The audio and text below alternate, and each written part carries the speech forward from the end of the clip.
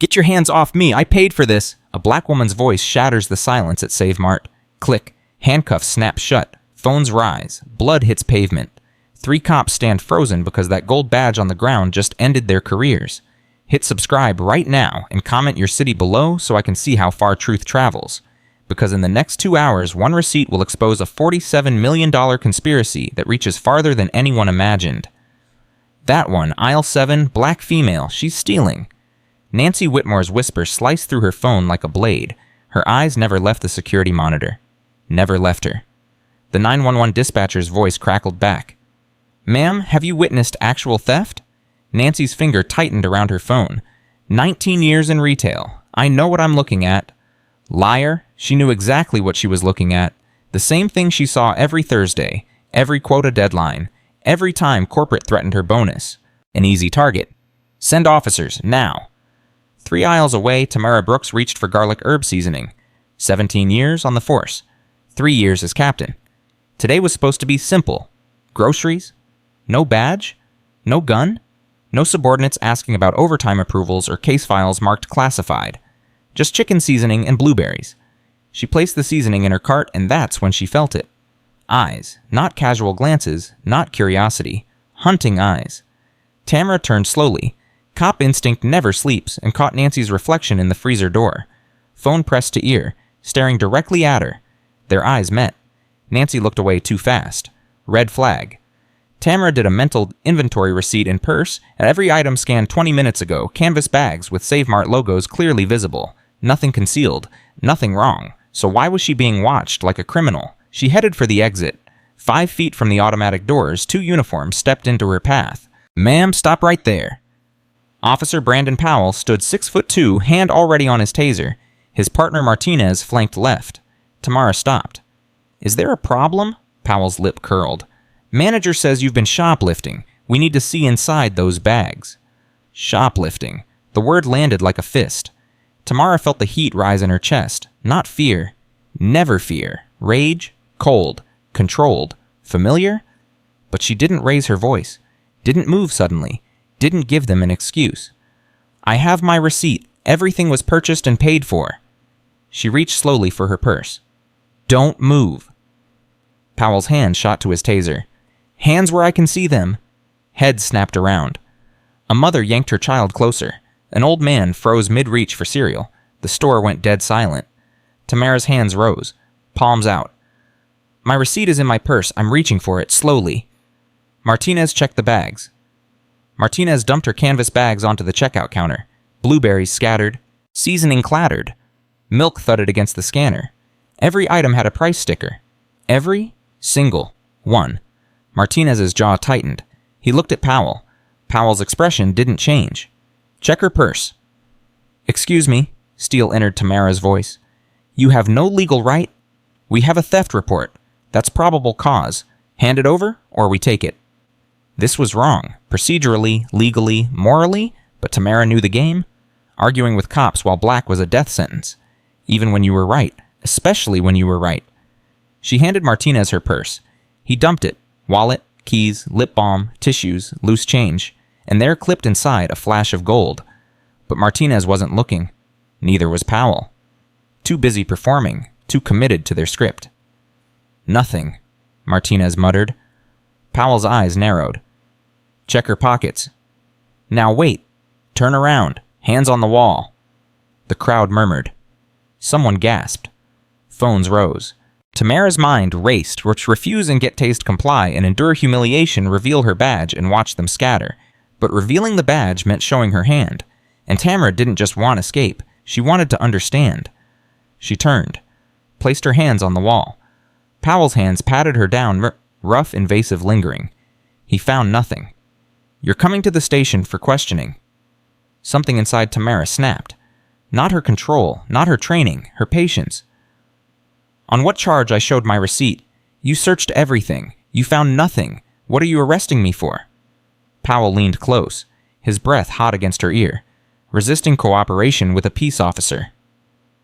Translation, we can arrest you for anything, or nothing. That's not even... Click. Handcuffs bit into her wrists before she could finish. Cold metal?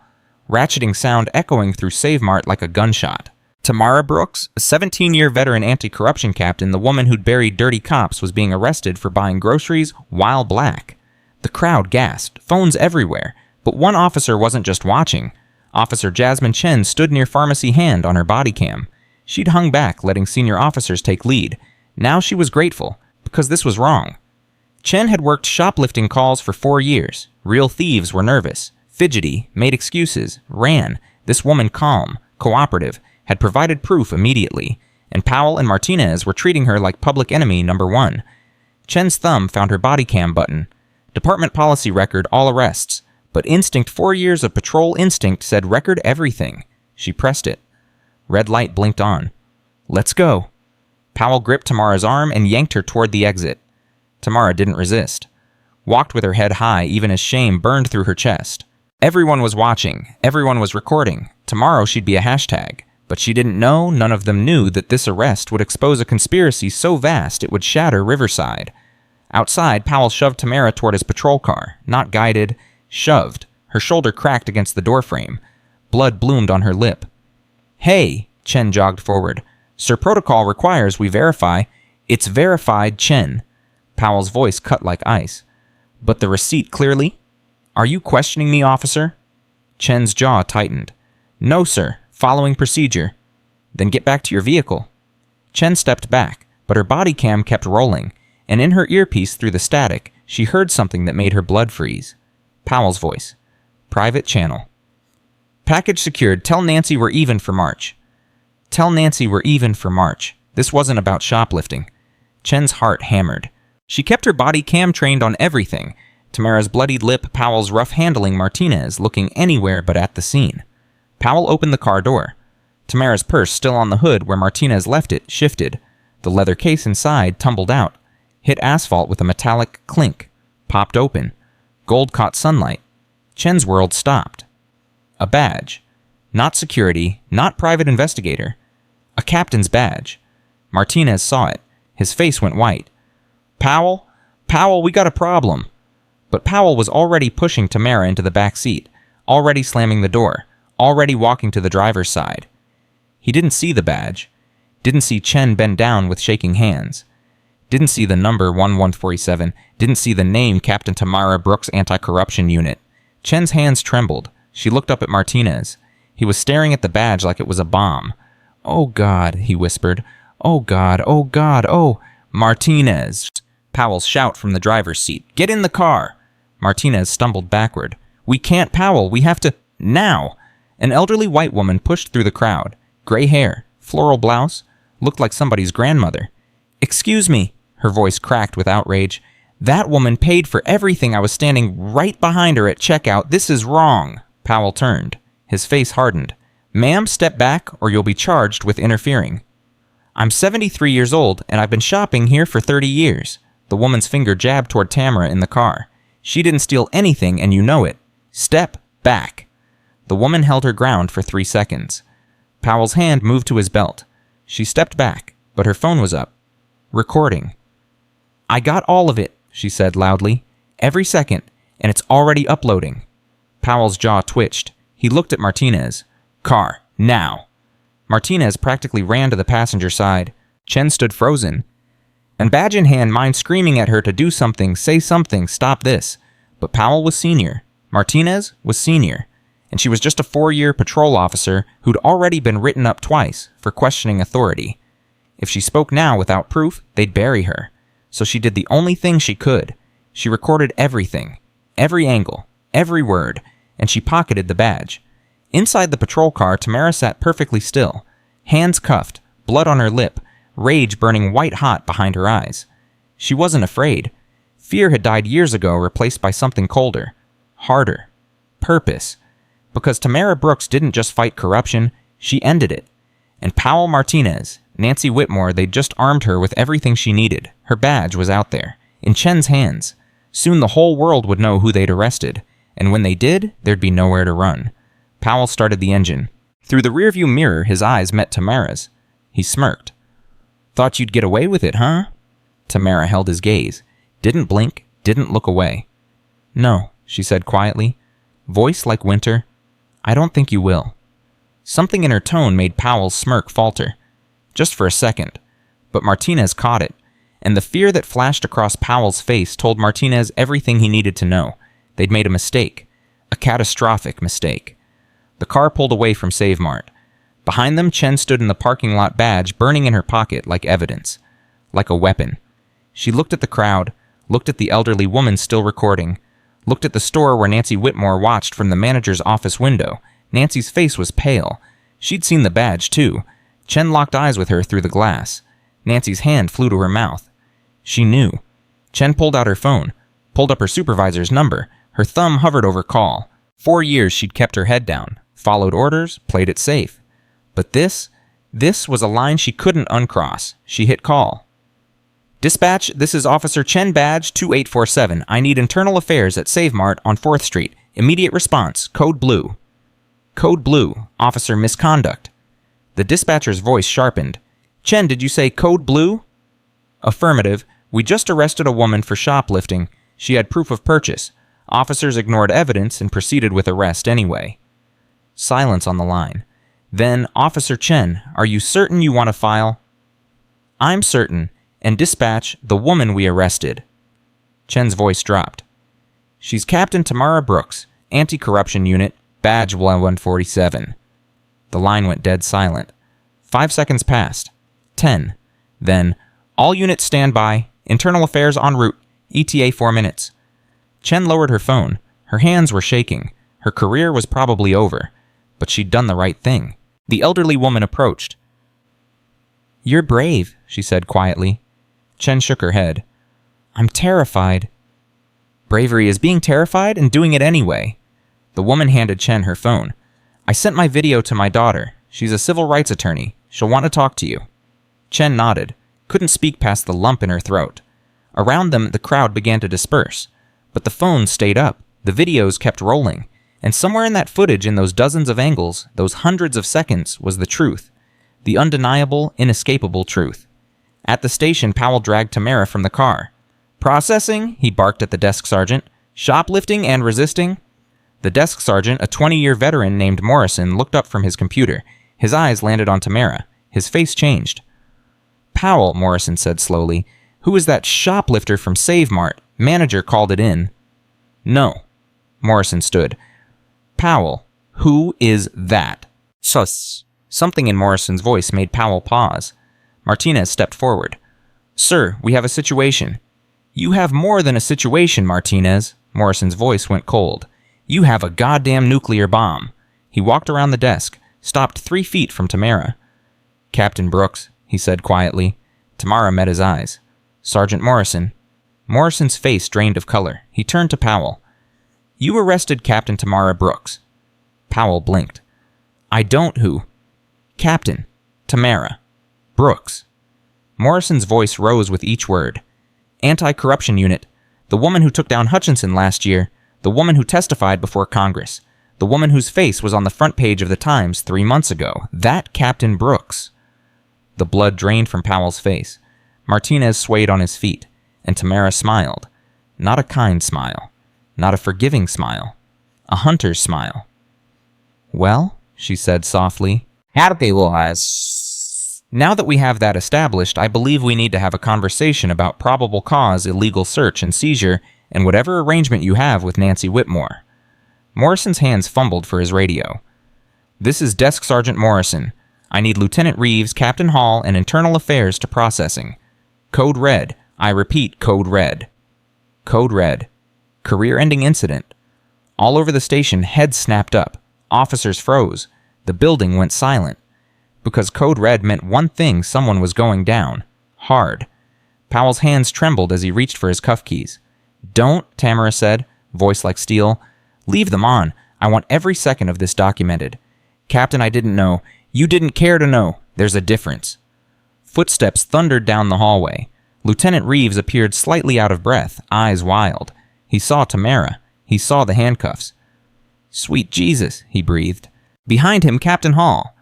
Tamara's peer, her colleague, her friend, stopped dead. Tamara, Hall's voice cracked. What the hell? Ask Officer Powell, Tamara said calmly. Ask him about his arrangement with Save Mart manager Nancy Whitmore. Ask him about packages and being even for March. Ask him why he arrested me for shoplifting when I had a receipt proving purchase. Ask him why he ignored evidence, conducted an illegal search, and assaulted me. Then ask him who else he's done this to. The silence was deafening. Hall's face transformed. Grief to fury in 2 seconds flat. She turned to Powell. Keys, now. Powell's hands shook so hard he dropped the keys twice before finally unlocking Tamara's cuffs. The metal fell away. Tamara rubbed her wrists. Blood had dried on her lip. Her shoulder throbbed. Her pride was wounded, but her resolve unshakable. Lieutenant Reeves, she said. I'm filing formal complaints against Officers Powell and Martinez for misconduct, illegal detention assault, and conspiracy. I'm also requesting a full investigation into Save Mart's relationship with this department. Granted, Reeves said immediately. Effective immediately, Powell and Martinez are suspended pending. The front doors burst open. Officer Chen ran in body cam in one hand, Tamara's badge in the other. Captain Brooks, she skidded to a stop, held out the badge. Your badge, ma'am. It fell during the arrest. I preserved it as evidence. Tamara took her badge. The weight of it settled into her palm like coming home. Badge 1147, the weight that had defined her for 17 years. The weight that had almost gotten her killed today. Chen wasn't finished. Ma'am, I have full body cam footage of the arrest, and I intercepted a radio transmission. Powell contacted Nancy Whitmore on a private channel during transport. He said, package secured, tell Nancy we're even for March. The room exploded. Reeves, what? Hall, a private channel. Morrison, that's conspiracy too. Powell lunged for the door. Martinez grabbed his arm. Don't make it worse. Worse. Powell's voice cracked. Worse. We arrested a captain. We're done. You're under arrest. Hall's voice cut through the chaos like a blade. Officer Brandon Powell, you're under arrest for misconduct under color of law, conspiracy assault, and about 15 other charges I'll think of in the next hour. Martinez, same for you. 2 uniforms moved forward, cuffing both officers. Powell's legs gave out. Martinez caught him. I didn't know, Powell whispered. I swear I didn't. Save it for your lawyer, Tamara said. No emotion, just fact. Because you're going to need a very good one. Chen stepped forward, hesitant. Captain Brooks. There's one more thing. The woman from Save Mart, the elderly witness, she recorded everything and sent it to her daughter. Her daughter's a civil rights attorney. She's on her way. Tamara nodded slowly. Good. We're going to need her. For what, ma'am? Tamara looked at the chaos around her. At Powell and Martinez being led away in cuffs. At Reeves on the phone with the DA. At Hall pacing fury radiating off her in waves. Because this isn't just about me, Tamara said quietly.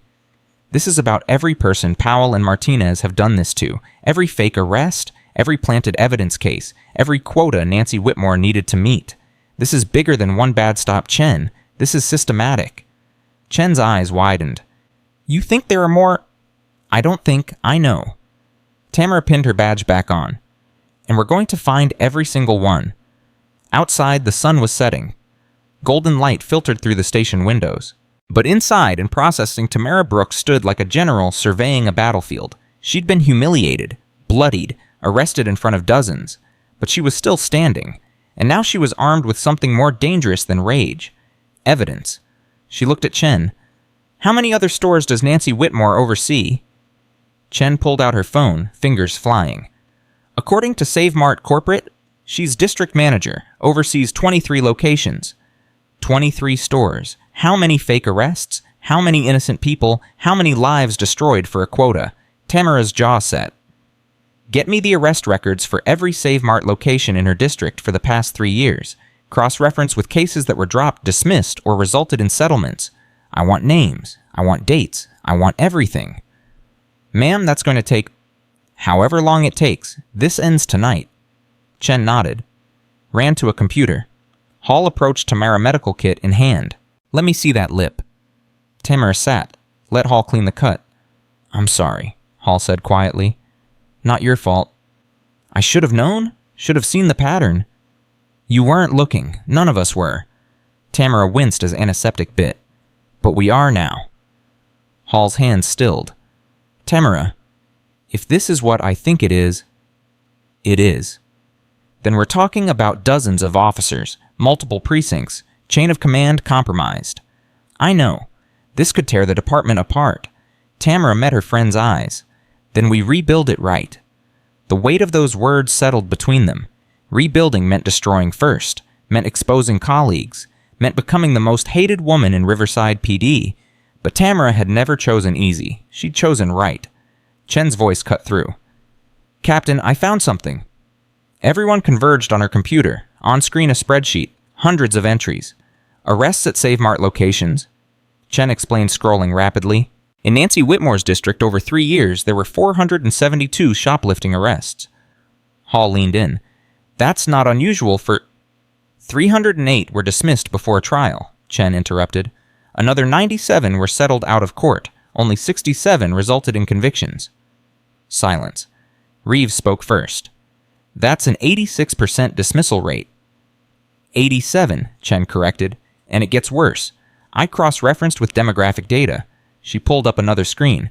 Bar graphs, pie charts, cold, brutal numbers. 89% of arrests were people of color, 73% black, 61% women, average settlement $12,000. Tamara's vision tunneled. How much total? Chen's fingers flew. Calculations appeared. Civil settlements alone, 4.2 million. The room exploded again, but Chen wasn't done. That's just civil. There's also asset forfeiture. When people were arrested, their property was seized. Cash, vehicles, merchandise. Even after charges were dropped, getting their property back took months, sometimes years. Most people never bothered. How much? Tamara's voice was barely a whisper. Chen met her eyes. $47 million.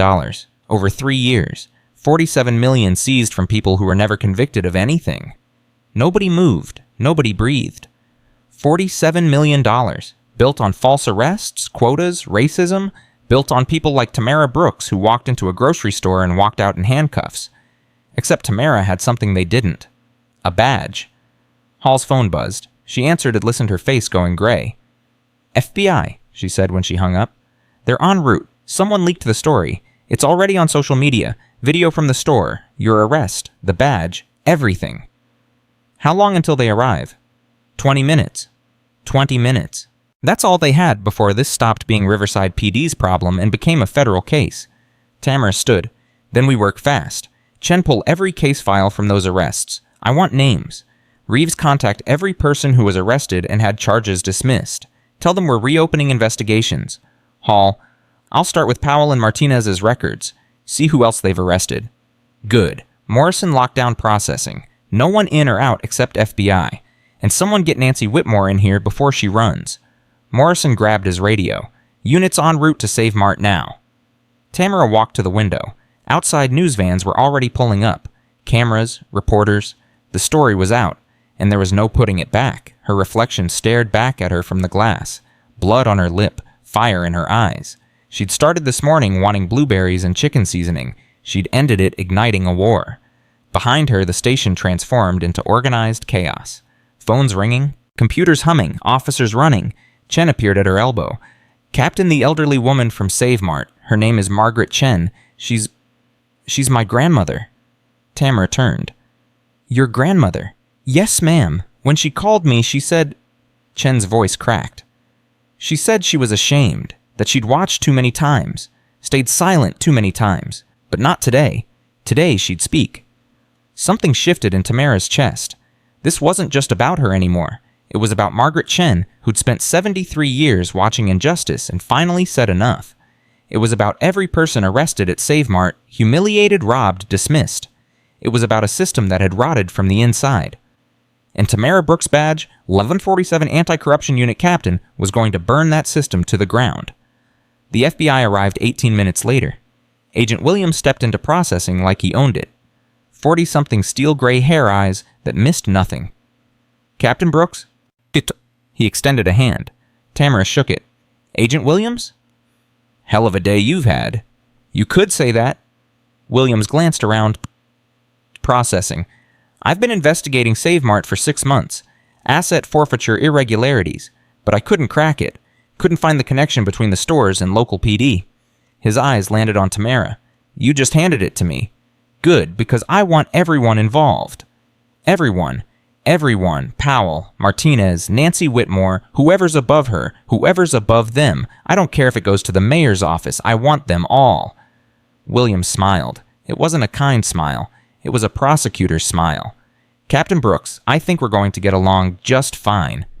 For the next 3 hours, they worked. Files, testimonies, evidence. The puzzle came together piece by piece. Nancy Whitmore didn't just manage stores. She ran a network. 23 locations, 45 officers on her payroll. They'd arrest anyone she flagged. Usually people of color, usually for fake shoplifting, and split the asset forfeiture money. Cars, cash, jewelry, electronics, all seized, all lost in evidence, all sold quietly. And the people arrested, they were given a choice fight, the charges, and lose everything, or accept a settlement, and walk away. Most walked away. Because who fights the police when you're working 2 jobs just to survive? Who has money for a lawyer when you're 1 paycheck from homeless? The system knew this, and it fed on it. At 11 p.m., Williams leaned back in his chair. We have enough for warrants. I'm calling in the task force. How many arrests? 45 officers, 12 store managers, 3 city officials. He paused, including City Councilman Hutchinson. Tamara's blood froze. Hutchinson, I put him away last year for corruption. Different Hutchinson. His brother. His brother. Apparently corruption runs in the family. Tamara laughed. It was harsh, bitter, but it was real. When do we move? Dawn, simultaneous raids. We'll have everyone in custody by noon. Tamara nodded. Exhaustion pulled at her, but she pushed it away. Not yet. Not until this was finished. William stood. Captain Brooks, for what it's worth, what you did today, standing your ground, staying calm, getting arrested so we could expose this, that took guts. I didn't get arrested on purpose. Maybe not, but you sure as hell used it right. He extended his hand again. Thank you. Tamara shook it. Just doing my job. No, you did more than that. When he left, Tamara finally allowed herself to sit, to breathe. Chen appeared with coffee. Thought you might need this. You thought right. They sat in silence for a moment. Then Chen spoke. Captain, why didn't you show your badge right away at Save Mart? You could have stopped it before the handcuffs. Tamara sipped her coffee.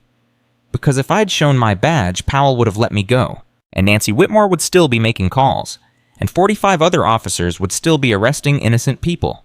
Sometimes you have to bleed to find the wound, Chen. Today I bled. But tomorrow... She smiled. Tomorrow we cauterize. Chen smiled back. I'm glad I pushed that button. The body cam. So am I. My career's probably over, though. Powell and Martinez have friends. So does Whitmore. Your career's just beginning, Tamara corrected. Because when this is over, I'm going to need someone I trust. Someone who did the right thing when it cost them everything. Someone like you. Chen's eyes widened.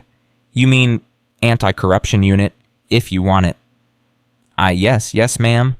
Good. Now go home. Get some sleep. Tomorrow's going to be a long day. Chen left. Tamara sat alone in processing. Her badge sat on the desk in front of her. Badge 1147, the weight that had defined her, almost killed her, saved her. She picked it up, felt the cool metal, the engraved number, the promise it represented. To serve and protect. For 17 years she'd honored that promise. Today she'd been arrested for it. Tomorrow she'd burn the corruption out of Riverside. And the next day she'd rebuild. Better, stronger, right. Outside Riverside slept. Unaware that dawn would bring a reckoning. Unaware that one woman's arrest for shoplifting had just exposed the city's darkest secret. Unaware that Captain Tamara Brooks' badge 1147 Anti-Corruption Unit had just declared war. And Tamara Brooks never lost a war. She stood, clipped her badge back on, walked out of processing. The weight of gold settled against her chest, heavier than ever. But she'd carry it, because someone had to. Dawn broke over Riverside like a blade cutting through darkness. Tamara stood in the FBI Command Center, a converted warehouse on the east side, surrounded by 40 agents in tactical gear. Williams briefed the room with military precision, while digital maps flickered across screens showing 23 Save Mart locations at 45 home addresses, 12 businesses. Teams Alpha through Echo take the stores, Foxtrot through Kilo hit residential, Lima through Papa you're on City Hall and municipal buildings. We move in 6 minutes. Radio silence until go time. Questions. Silence. Williams looked at Tamara. Captain Brooks will ride with Team Alpha. She's earned the right to see this through. No one argued. They'd all seen the video. The handcuffs, the blood, the badge on the pavement. Tamara pulled on a tactical vest. Chen appeared beside her, similarly geared up. Ready? Tamara asked. Terrified. Good. Fear keeps you sharp. Tamara checked her sidearm. Stay behind me. Watch everything. This is how you learn. Chen nodded, face pale but determined. The convoy rolled out at 5:47 a.m. 16 black SUVs moving through empty streets like sharks through water. No sirens, no lights. Just cold, methodical purpose. Team Alpha's target. Nancy Whitmore's home in the suburbs. Colonial-style house manicured lawn, American flag on the porch. Picture perfect except for the rot underneath. Williams gave the signal. Agents swarmed. Battering ram hit the door once, twice. Wood splintered. FBI search warrant. Tamara followed the breach team inside. Living room decorated in beige and cream. Family photos on the mantel. Everything normal. Everything fake. Upstairs, a woman screamed. Nancy Whitmore appeared at the top of the stairs in a bathrobe, face cream still on hair and curlers. She saw the agents and froze. Then she saw Tamara. Recognition flashed. Then terror. You? Nancy whispered. Me? Tamara's voice was flat. Empty. Nancy Whitmore, you're under arrest for conspiracy to commit fraud, theft, racketeering, and about 40 other charges Agent Williams will read to you. But first, I want you to know something. Nancy's hands shook. I didn't. Yesterday you called me a shoplifter. You had me arrested, handcuffed, humiliated. Tamara climbed the stairs slowly, each step deliberate. You did it for money? For quotas? For a bonus check? You did it because you could. Because who was I, just another black woman in your store? Easy target. Easy money. I'm sorry. You're not sorry. You're caught. There's a difference. Tamara stopped 3 steps below Nancy. How many others? How many people did you target? How many lives did you destroy? Nancy's face crumpled. I had to meet my numbers. Corporate was going to fire me if I didn't. So you framed innocent people. Tamara's voice dropped to a whisper. You stole from them. You ruined them. And you slept well at night because they were poor. They were black. They were expendable. Please. Save it for the judge. Tamara stepped aside. Agent Williams. Williams moved past her reading, Nancy her rights while cuffing her. Nancy sobbed the whole way down the stairs. Tamara felt nothing. No satisfaction. No victory. Just exhaustion and a grim sense of purpose. Chen touched her elbow. Captain, they found something. In Nancy's home office, agents had torn apart filing cabinets. Spreadsheets covered the desk, but on the computer, forensics had found something else. Emails. Hundreds of them. Agent Rodriguez looked up from the monitor, face grim. Captain Brooks, you need to see this. Tamara leaned over his shoulder. The screen showed email exchanges between Nancy and someone called HC. The first email was dated 3 years ago. From HC to N. Whitmore, RE Profit Enhancement Protocol. Nancy attached, you'll find target demographics for Phase 1. Focus on women, minorities, anyone unlikely to fight back. Average take per arrest should be 8K, 12K after asset seizure. Your cut is 15%. Officers get 10%. I keep the rest. Quarterly bonuses for exceeding quotas. Remember, documentation stays offline. Use burner phones for sensitive calls. Welcome to the program. Tamara's blood turned to ice. Who is HC? Rodriguez scrolled down. More emails. Planning. Coordination. Profit sharing. Then an email from 6 months ago with an attachment. Rodriguez opened it. A spreadsheet labeled Operation Marketplace, Phase 1 results. 23 stores listed. Arrest numbers. Seizure amounts. Profit margins calculated down to the cent. Total revenue $47.3 million. Chen gasped. My God! But Tamara was focused on the signature at the bottom. Howard Hutchinson, Deputy Mayor, City of Riverside. Hutchinson, Tamara breathed. The Deputy Mayor. Williams appeared in the doorway. We just hit his office. He's not there. Home address is empty, too. Looks like he ran. How long? Neighbor says she saw him loading suitcases into his car around midnight. He's been gone for hours. Tamara straightened. He knew. Someone tipped him. Possible, but we have his emails, his bank records, and as of 3 minutes ago, the FBI issued a federal warrant. He can run, but he won't get far. What about his brother, the councilman I arrested last year? Already in custody, singing like a canary. William smiled coldly. Apparently, the Hutchinson brothers don't have much family loyalty when federal prison is on the table. Tamara looked back at the computer screen, at the numbers, the names, the calculated cruelty. Phase 1, she said quietly. The email said Phase 1. What's Phase 2? Rodriguez scrolled through more emails. Found one from 2 weeks ago. From HC to N. Whitmore, J. Powell, R. Martinez, 42 other recipients. RE Phase 2. Preparation Team Phase 1 exceeded all projections. Chicago operation begins November 15th. Seattle and Atlanta to follow in Q1. Each of you will receive placement offers in new cities with enhanced compensation packages. This is just the beginning. The golden weight grows heavier, and so do our bank accounts. Congratulations. The room went silent. William spoke first. This isn't just Riverside. No, Tamara said. It's national. They were using Riverside as a test market. Chen's voice was barely audible. How many cities? At least 3 that we know of? Probably more. Tamara turned to Williams. We need to contact FBI field offices in Chicago, Seattle, and Atlanta. Warn them. If Hutchinson ran, others might too. Already on it. My director is looping in their sacks now. And we need to find Hutchinson before he disappears completely. Williams nodded. We've got alerts at every airport train station and border crossing within 500 miles. His face is being sent to every law enforcement agency in the country. If he uses a credit card, phones his wife, sends an email, we'll know. He's smart. He won't do any of those things. Then we'll find him the hard way. Tamara looked back at the computer screen, at the words that made her blood run cold. The golden weight grows heavier. Her badge, her burden, her weapon. They'd made it a mockery, turned it into profit margins and quarterly bonuses. She touched her badge through her vest, felt the metal, the weight.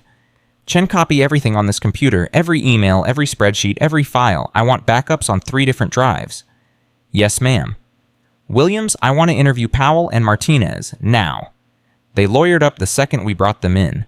I don't care. I want to talk to them. Williams studied her face. Whatever he saw there made him nod. I'll set it up. An hour later, Tamara sat across from Brandon Powell in an interrogation room at FBI headquarters. Powell looked like he'd aged 10 years overnight. Unshaven, red-eyed, hands trembling. His lawyer, a nervous man in an expensive suit, sat beside him, looking like he'd rather be anywhere else.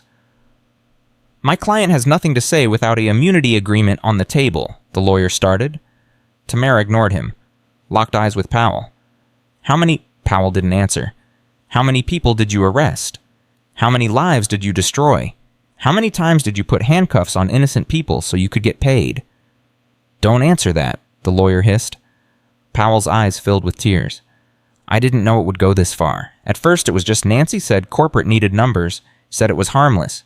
People would get release charges dropped, everyone goes home. Except they didn't go home with their money, or their cars, or their dignity. I didn't know about the asset forfeiture. I swear I didn't know Hutchinson was being... Brandon, stop talking, his lawyer barked. But Powell couldn't stop. The dam had broken. I just needed the extra money. My daughter's college tuition, my wife's medical bills, we were drowning. And Nancy said it was easy. She'd flag someone, I'd make the arrest charges would drop later. No one got hurt. No one got hurt. Tamara's voice could have cut glass. I got hurt. I got handcuffed and thrown in a patrol car and had my face slammed into a door frame. And you know what the worst part was? Not the blood, not the handcuffs. It was watching you look at me like I was nothing, like I was just another. She stopped, took a breath, got control back. How much did they pay you per arrest? Powell's lawyer tried to intervene again, but Powell was past listening. $500, cash. Nancy would hand it over in an envelope. How many arrests? Over 3 years, maybe 60. 60 innocent people, $30,000. Tamara leaned forward. Was it worth it? Powell's face crumpled.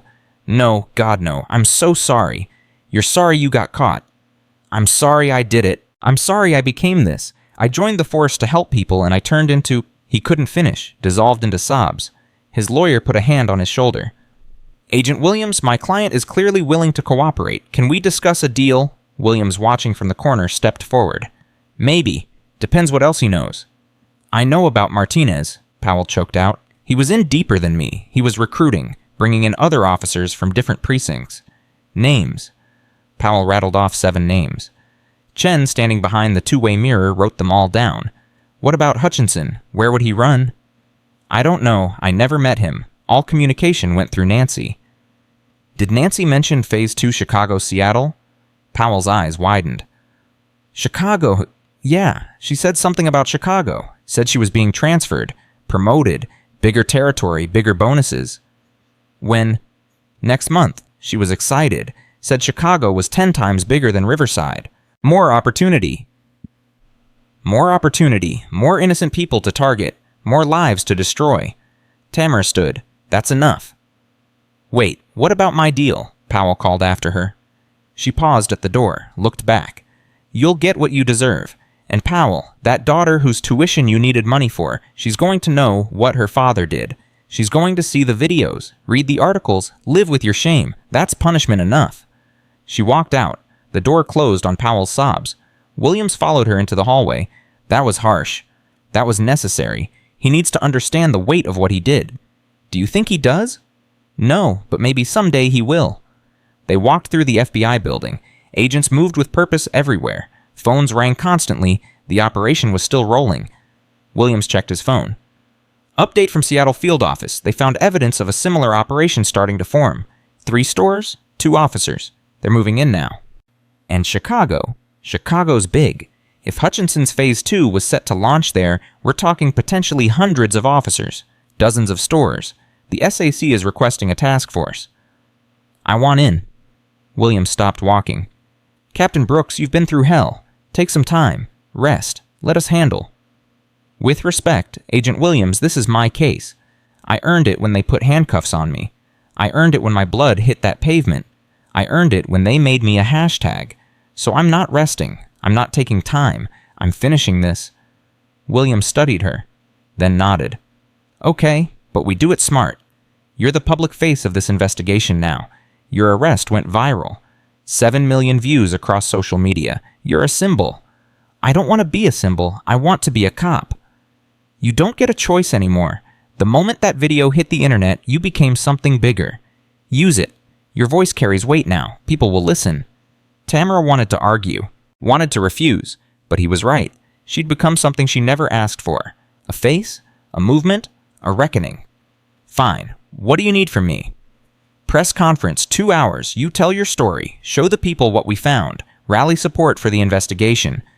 Every instinct screamed at her to refuse. She was a cop, not a spokesperson. She worked in shadows, not spotlights. But if speaking publicly would help catch Hutchinson, would help stop Phase 2, would help the next woman who walked into a grocery store, I'll do it. William smiled. Good. My media team will brief you. 2 hours later, Tamara stood behind a podium in a conference room packed with reporters. Cameras everywhere. Microphones bristling like weapons. Williams gave opening remarks, outlined the investigation, announced the arrests. Then he introduced her. Captain Tamara Brooks? She stepped to the podium. Flashbulbs exploded. Questions shouted from every direction. She waited for silence. When it came, she spoke. Yesterday, I went grocery shopping. I bought blueberries, chicken seasoning, and milk. I paid for everything. I had my receipt, and I got arrested anyway. The room erupted. She waited again. I got arrested because a store manager named Nancy Whitmore had a quota to meet, because officers named Powell and Martinez had bills to pay, because a deputy mayor named Howard Hutchinson wanted to get rich, and because I was black, and because they thought I was nobody, nobody important, nobody who'd fight back, nobody who mattered. Her voice didn't shake, didn't waver. But I was somebody. I am somebody. I'm Captain Tamara Brooks, and I've spent 17 years fighting corruption, and yesterday corruption tried to destroy me. It failed, because I had proof, I had witnesses, I had officers like Jasmine Chen who did the right thing when it cost her everything. She gestured to Chen standing in the back. Cameras swiveled. Chen looked terrified. We discovered that my arrest wasn't isolated. It was part of a systematic operation spanning 3 years, 23 stores, and $47 million in stolen assets. 472 people were arrested. Most were never charged. Most were people of color.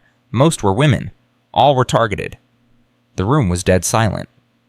Today we arrested 45 officers, 12 store managers, 3 city officials, but the architect, Deputy Mayor Howard Hutchinson, is still at large, and we have evidence that this operation was expanding. Chicago, Seattle, Atlanta, more cities to come. She gripped the podium. This isn't just about me. This isn't just about Riverside. This is about a system that decided some people don't matter. That decided profit was more important than justice. That decided badges and authority could be bought and sold like commodities. Her voice hardened. But I'm here to tell Howard Hutchinson and anyone else involved in Phase 2, you're done. We're coming for you, every city, every store, every dirty cop. We will find you, we will arrest you, and we will make sure you face every consequence of what you've done. She stepped back. Questions exploded. Captain Brooks, how did it feel to be arrested? Captain Brooks, are you suing the department? Captain Brooks, what message do you have for other victims? Williams stepped in fielding questions, but Tamara had already said what she needed to say. She walked off the podium. Chen met her in the hallway. That was incredible, Chen breathed. That was necessary. Tamara pulled off her jacket. The room had been stifling. Now comes the hard part. What's that, following through? They returned to the command center. More updates rolled in throughout the afternoon. Seattle 6 arrests made. Evidence confirmed similar operation in early planning stages. Atlanta field office opening investigation. Initial findings suggest connections to Riverside operation. Chicago SAC requesting additional resources. Potential scope of operation much larger than anticipated. And Howard Hutchinson still missing. By evening, Tamara was running on adrenaline and coffee.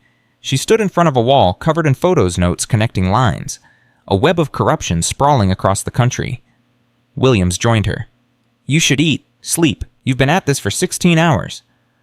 I'll sleep when Hutchinson's in custody. That might take days, weeks even. Then I'll sleep in weeks. Williams sighed. You're not going to do anyone any good if you collapse from exhaustion. I'm fine. You're running on rage and stubbornness. I've seen it before. It ends badly. Tamara turned to face him. You want to know what keeps me going? It's not rage, it's responsibility. Every hour, Hutchinson is free. Phase 2 gets closer. Every day we don't stop. More people get targeted. More lives get destroyed. So no, I won't rest. Not until this is finished.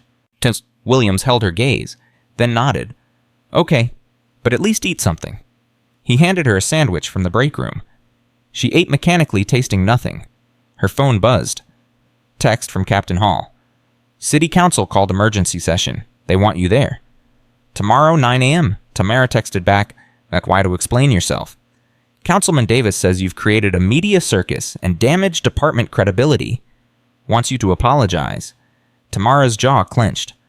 Apologize for what? Getting arrested, exposing corruption. Davis and Hutchinson were friends. He's trying to protect his legacy. Tell Davis I'll be there, but I'm not apologizing for anything. She pocketed her phone, looked back at the wall, at Hutchinson's photo in the center. Where are you? She whispered.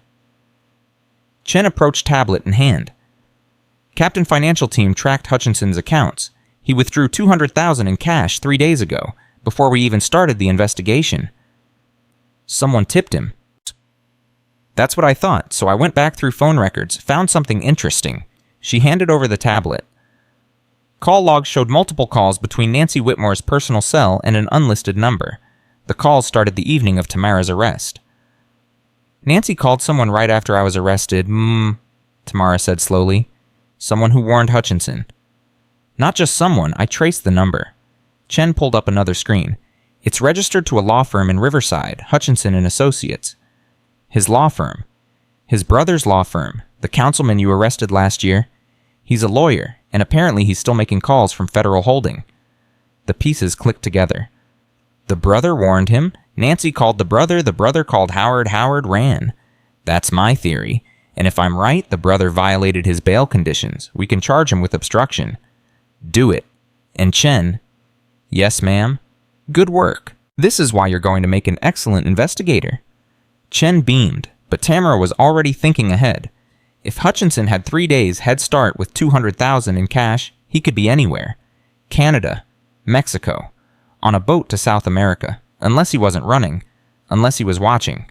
Tamara pulled up the video of her press conference on her phone, watched herself speak, watched the cameras, the crowd, and there in the back of the room, partially obscured by a reporter, a figure in a dark jacket, baseball cap pulled low, face hidden.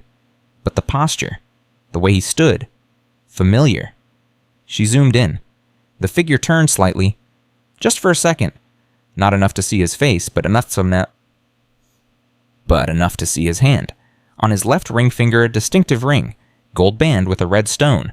Tamara pulled up Hutchinson's personnel file, scrolled through photos. There. A city hall function from 2 years ago. Hutchinson shaking hands with the mayor, and on his left hand, the same ring. "He was there," Tamara breathed. "He was at my press conference." Chen rushed over. "What?" Tamara showed her the video, the figure, the ring. "He's not running, he's staying close, watching." "But why? That's insane. We're looking for him everywhere." "Because he's arrogant, because he thinks he's smarter than us, and because..." Tamara's eyes widened. "Because he's planning something." She pulled up the email about Phase 2 again. Read it carefully. Chicago operation begins November 15th. Today was November 10th, 5 days. "He's not running because he doesn't think he needs to," Tamara said. "He thinks in 5 days when Chicago launches and the money starts flowing again, he'll have leverage. He'll have proof the operation works. He'll have power." Williams overheard, came over. "You're saying he's going to try to launch Phase 2 anyway." "I'm saying he already has. Chicago was supposed to start in 5 days. You think he canceled it because we arrested some people in Riverside? He's been planning this for 3 years. He's not stopping now." Williams grabbed his phone, called Chicago SAC. "Davidson, this is Williams. You need to accelerate your timeline. We have reason to believe the operation is still active and launching in 5 days. Tamara couldn't hear the other end of the conversation, but Williams's face went pale. "When?" he asked. "How many..." A pause. "Jesus Christ." He hung up, looked at Tamara. "Chicago field office just got a tip, anonymous. Someone sent them a list of 12 stores and 37 officers supposedly involved in Phase 2. The store's all open for business tomorrow morning." Tomorrow, but the email said November 15th. The email lied, or plans changed. Either way, we're out of time. Tamara grabbed her jacket. "Then we go now, tonight. It's an 8-hour drive to Chicago. So we'll get there by morning. Williams, if those stores open tomorrow and arrests start happening, people will get hurt. We have to stop it." Williams was already on his phone coordinating. "I'm calling in air support. We'll fly. Chen, you're with us. Everyone else, I need 12 teams prepped and ready to deploy to Chicago in 2 hours. The command center exploded into motion. Tamara felt the weight settle heavier. Her badge, her burden, but also her purpose. Hutchinson thought he was smarter, thought he could launch Phase 2 while they chased shadows in Riverside. He was wrong, and by morning he'd know it. The weight of gold grew heavier, but Tamara Brooks had never dropped it yet, and she wasn't starting now. The FBI helicopter touched down at Chicago's Midway Airport at 4:47 a.m. Wind whipped through the rotors as Tamara jumped out Chen right behind her. Williams coordinated with Chicago SAC Davidson, who met them on the tarmac with 12 agents and a fleet of vehicles. Davidson was a woman in her 50s with steel gray hair and eyes that had seen too much. She shook Tamara's hand once firmly. "Captain Brooks, I've seen the video. Hell of a thing." "Hell of a case," Tamara replied. "What's our status?" 37 officers on the list. We've been watching them for 6 hours. 22 are on duty right now. The other 15 we're tracking at home. 12 stores open in 3 hours at 8 a.m. If we're going to stop this, we move now before they start making arrests. "What about Hutchinson?" Davidson's expression darkened. "No sign, but we found something else. Come on." They climbed into SUVs and sped through empty Chicago streets. Dawn was still an hour away. The city slept unaware that corruption was about to try planting roots. Davidson drove while talking. The anonymous tip came with more than just names. Whoever sent it included financial records, communication logs, and a blueprint. Literal instructions on how to run the operation, training materials, target demographics, profit projections. "Who sent it?" Williams asked from the passenger seat. "Don't know. It came through an encrypted server, untraceable, but whoever it was knows everything about Phase 2. Tamara's mind raced. Someone on the inside. Someone who wants Hutchinson to fail. Or someone who wants credit for stopping him, Chen suggested from beside Tamara. Either way, the information is solid. We've verified every name on that list. These officers are dirty, and they're all connected to a man named Marcus Venn. Who's Marcus Venn? Davidson pulled up to a nondescript office building. That's what we're about to find out. They took the elevator to the 7th floor. FBI agents had already secured the location. Inside a corner office, computers hummed. Screens showed surveillance feeds of 12 stores across Chicago. Agent Rodriguez from Riverside was there hunched over a laptop. He looked up when they entered. Captain Brooks, glad you made it. What is this place? Marcus Venn's office. He's a consultant, business efficiency expert according to his website. But really, Rodriguez turned his laptop around. He's the architect. Hutchinson hired him to design Phase 2. Everything runs through here. Look. The screen showed a dashboard, real-time tracking of store locations, officer assignments, projected arrest numbers, estimated revenue. It was Operation Marketplace, digitized and streamlined. How did you find this? Tamara breathed. The anonymous tip included the address. We got a warrant hit the place 2 hours ago. Venn wasn't here, but he left everything running. Either he's incredibly stupid or incredibly arrogant. Or he wants us to find it, Williams said slowly. Everyone turned to look at him. Think about it. Anonymous tip, complete information, office left unsecured. This is too easy. Davidson frowned. You think it's a trap? I think someone's manipulating us, but to what end, I don't know yet. Tamara studied the screens.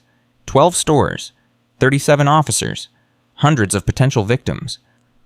Trap or not, we can't let those stores open. We have 3 hours. What's the plan? Davidson outlined it quickly. Teams would position at each store before opening. The moment any officer made contact with a flagged suspect, they'd move in. Simultaneous arrests across all 12 locations.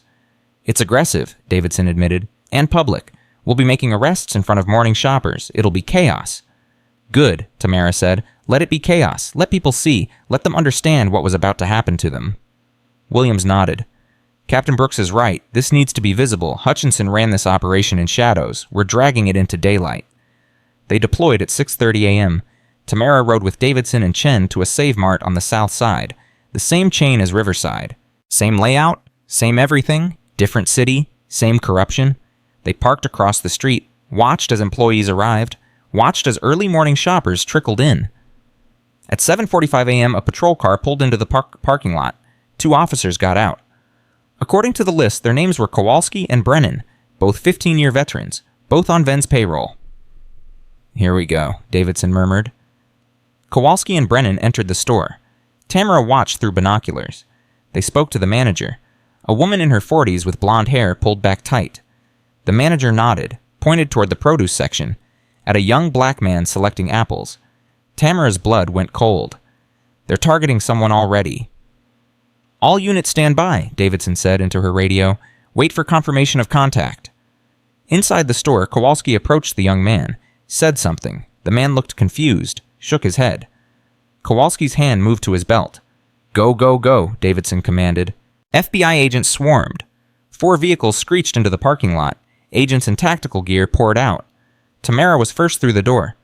FBI, nobody move. The store froze. Shoppers gasped. The young black man stumbled backward, eyes wide with terror. Kowalski spun around. Saw Tamara, saw her badge. Recognition flashed. You're the captain from Riverside, from the video, from the arrest. That started all of this. Tamara's voice carried through the store. And you're Officer Michael Kowalski. You're under arrest for conspiracy, attempted fraud, and corruption. Put your hands behind your head. I didn't do anything. I was just about to arrest an innocent man so you could steal his money. I know. I've seen this before. I lived it. Kowalski's face went white. His partner Brennan already had his hands up, smart enough not to fight, but Kowalski's hand dropped toward his weapon. Don't, Tamara said quietly, deadly. Don't make this worse. Time stopped. Everyone held their breath. Kowalski's hand trembled. Then slowly, very slowly, he raised it, put both hands behind his head. Agents cuffed them both. The young black man still stood frozen in produce, apples forgotten. Tamara approached him slowly, gently. What's your name? D. Daniel Crawford. Daniel, I'm Captain Tamara Brooks. You're safe now. These officers were going to arrest you falsely, but we stopped them. Do you understand? Daniel's eyes filled with tears. They said I was stealing, but I wasn't. I had my money. I was just buying apples for my daughter's lunch. I know, I believe you, and I'm sorry this happened, but it's over now. Daniel collapsed into a nearby chair, started crying. Relief? Terror? Shock. The store manager tried to slip toward the back exit. Agent Chen, Tamara called. Chen was already moving. Intercepted the manager. FBI, you're not going anywhere. I don't know what you're talking about. I just work here. You just flagged an innocent man for arrest so you could collect a commission. We have the emails. We have the financial records. We have everything. Chen's voice was cold, professional. "You're under arrest." The manager's face crumpled. Across Chicago, the same scene played out at 11 other stores. 37 officers arrested, 12 managers taken into custody, not one false arrest completed. By 9 a.m., it was over. Davidson's phone rang constantly, media descending, questions flying, politicians demanding explanations, but Tamara focused on Daniel Crawford, sat with him while he called his wife, explained what almost happened, promised him justice. "Why did they pick me?" Daniel asked quietly. "What did I do wrong?" "You didn't do anything wrong. You were shopping while black in a system designed to punish you for it. But that system is broken now. We broke it. Because of you, because you got arrested too and you fought back. Because of all of us. Every person who refused to stay silent, every person who recorded, every person who said enough." Tamara stood. "You go home, Daniel. Hug your daughter, make her lunch, live your life, and know that it's a little bit safer now." Daniel shook her hand, held on tight. "Thank you." After he left, Chen approached.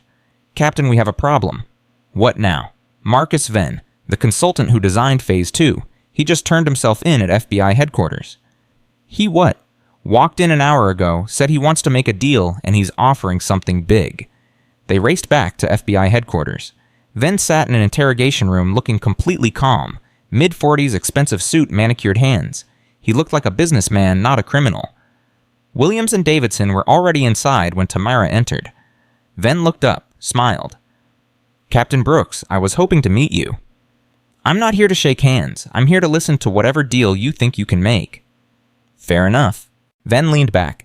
"I designed Phase 2, I admit it. I created the training materials, the target algorithms, the profit-sharing structure, everything. Why are you confessing? Because Howard Hutchinson is a monster, and I don't work for monsters anymore." Silence. Williams spoke first. "Explain." Venn's expression hardened. "I'm a consultant. I design efficiency systems for retail chains. Legitimate work. 3 years ago, Hutchinson approached me, said he wanted to streamline operations at Save Mart, reduce theft, increase profits, standard stuff." "But it wasn't standard, Aswamio," Tamara said. "No, about 6 months in, he revealed the real plan. Use false arrests to generate revenue through civil forfeitures. Target minorities because they're less likely to fight back. Build a network across multiple cities. Scale it nationally. And you went along with it." "To my eternal shame, yes. He paid me $2 million, and I told myself it was just business. Just numbers on a spreadsheet."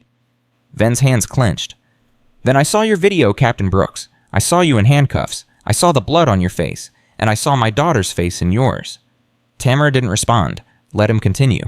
"My daughter is biracial. She's 17, and she shops at Save Mart, and I realized that the system I built could target her, could destroy her, because of a quota, because of an algorithm, because I decided efficiency was more important than humanity." His voice cracked. "So I sent the tip. I gave you everything, and now I'm here to give you more." "What more could you possibly have?" Davidson asked. "Hutchinson's location." The room exploded. "You know where he is?" Williams demanded. "I know where he'll be. Tonight, midnight. He's meeting with his Chicago contacts to salvage the operation. He thinks Phase 2 can still launch. Thinks he can rebuild with new officers and new stores." "Where?" Venn pulled out his phone. Showed them an address. "Warehouse on the waterfront. Industrial district. He's meeting with 7 people, local precinct commanders, store executives. They're planning to relaunch in 3 weeks."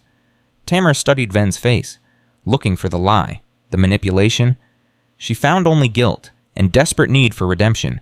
"Why should we trust you?" "Because I don't want to live with what I built. Because I have a daughter who deserves better. And because Hutchinson needs to pay for what he's done." Venn met her eyes.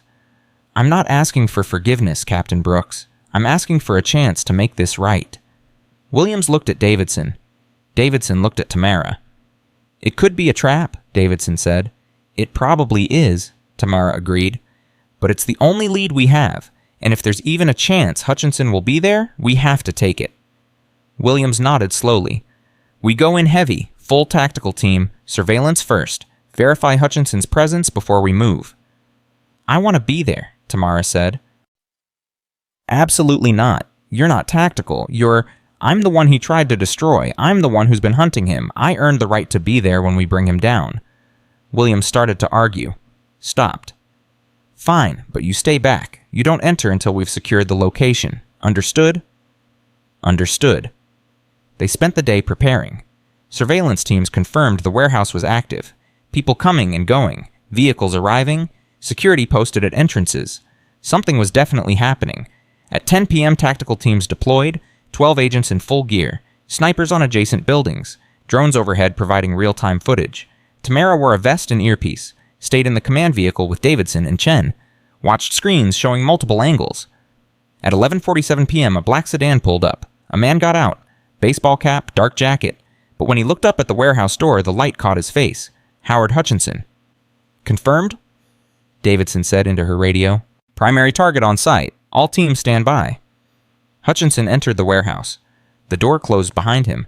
For 13 minutes they waited, letting the meeting start, letting everyone arrive who was coming. Then Williams gave the order. Execute. Agents swarmed. Flashbangs shattered windows. Doors blown open simultaneously, shouts of FBI echoing.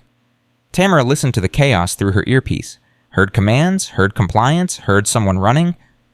Runner heading east, an agent shouted. Male dark jacket, it's Hutchinson. Cut him off, Williams commanded. Gunshots. Tamara's heart stopped. Agents down, Hutchinson is armed. Repeat, Hutchinson is armed. Davidson grabbed her radio. All units converge on east exit, lethal force authorized. More gunshots, then silence, terrible silence. Williams's voice came through strained. Hutchinson is down, agents Ramirez and Chen are hit. We need medical now. Chen, Jasmine Chen. Tamara was out of the vehicle before anyone could stop her, running toward the warehouse. Davidson shouted behind her, but she didn't care. Inside was chaos. Agents everywhere. 7 people in cuffs on the floor. And in the corner, Agent Chen from the tactical team lay bleeding from his shoulder. Medics already working on him. But near the east exit, Officer Jasmine Chen lay on the concrete, blood spreading from her abdomen. Her face was white, shocked. Tamara dropped beside her. Chen, stay with me. Captain. Chen's voice was weak. I think I messed up.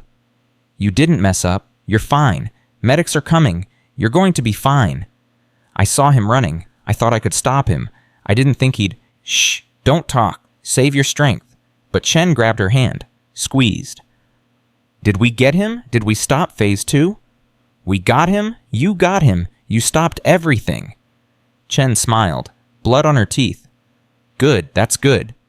Stay awake, Chen. That's an order. Yes, ma'am. Chen's eyes fluttered.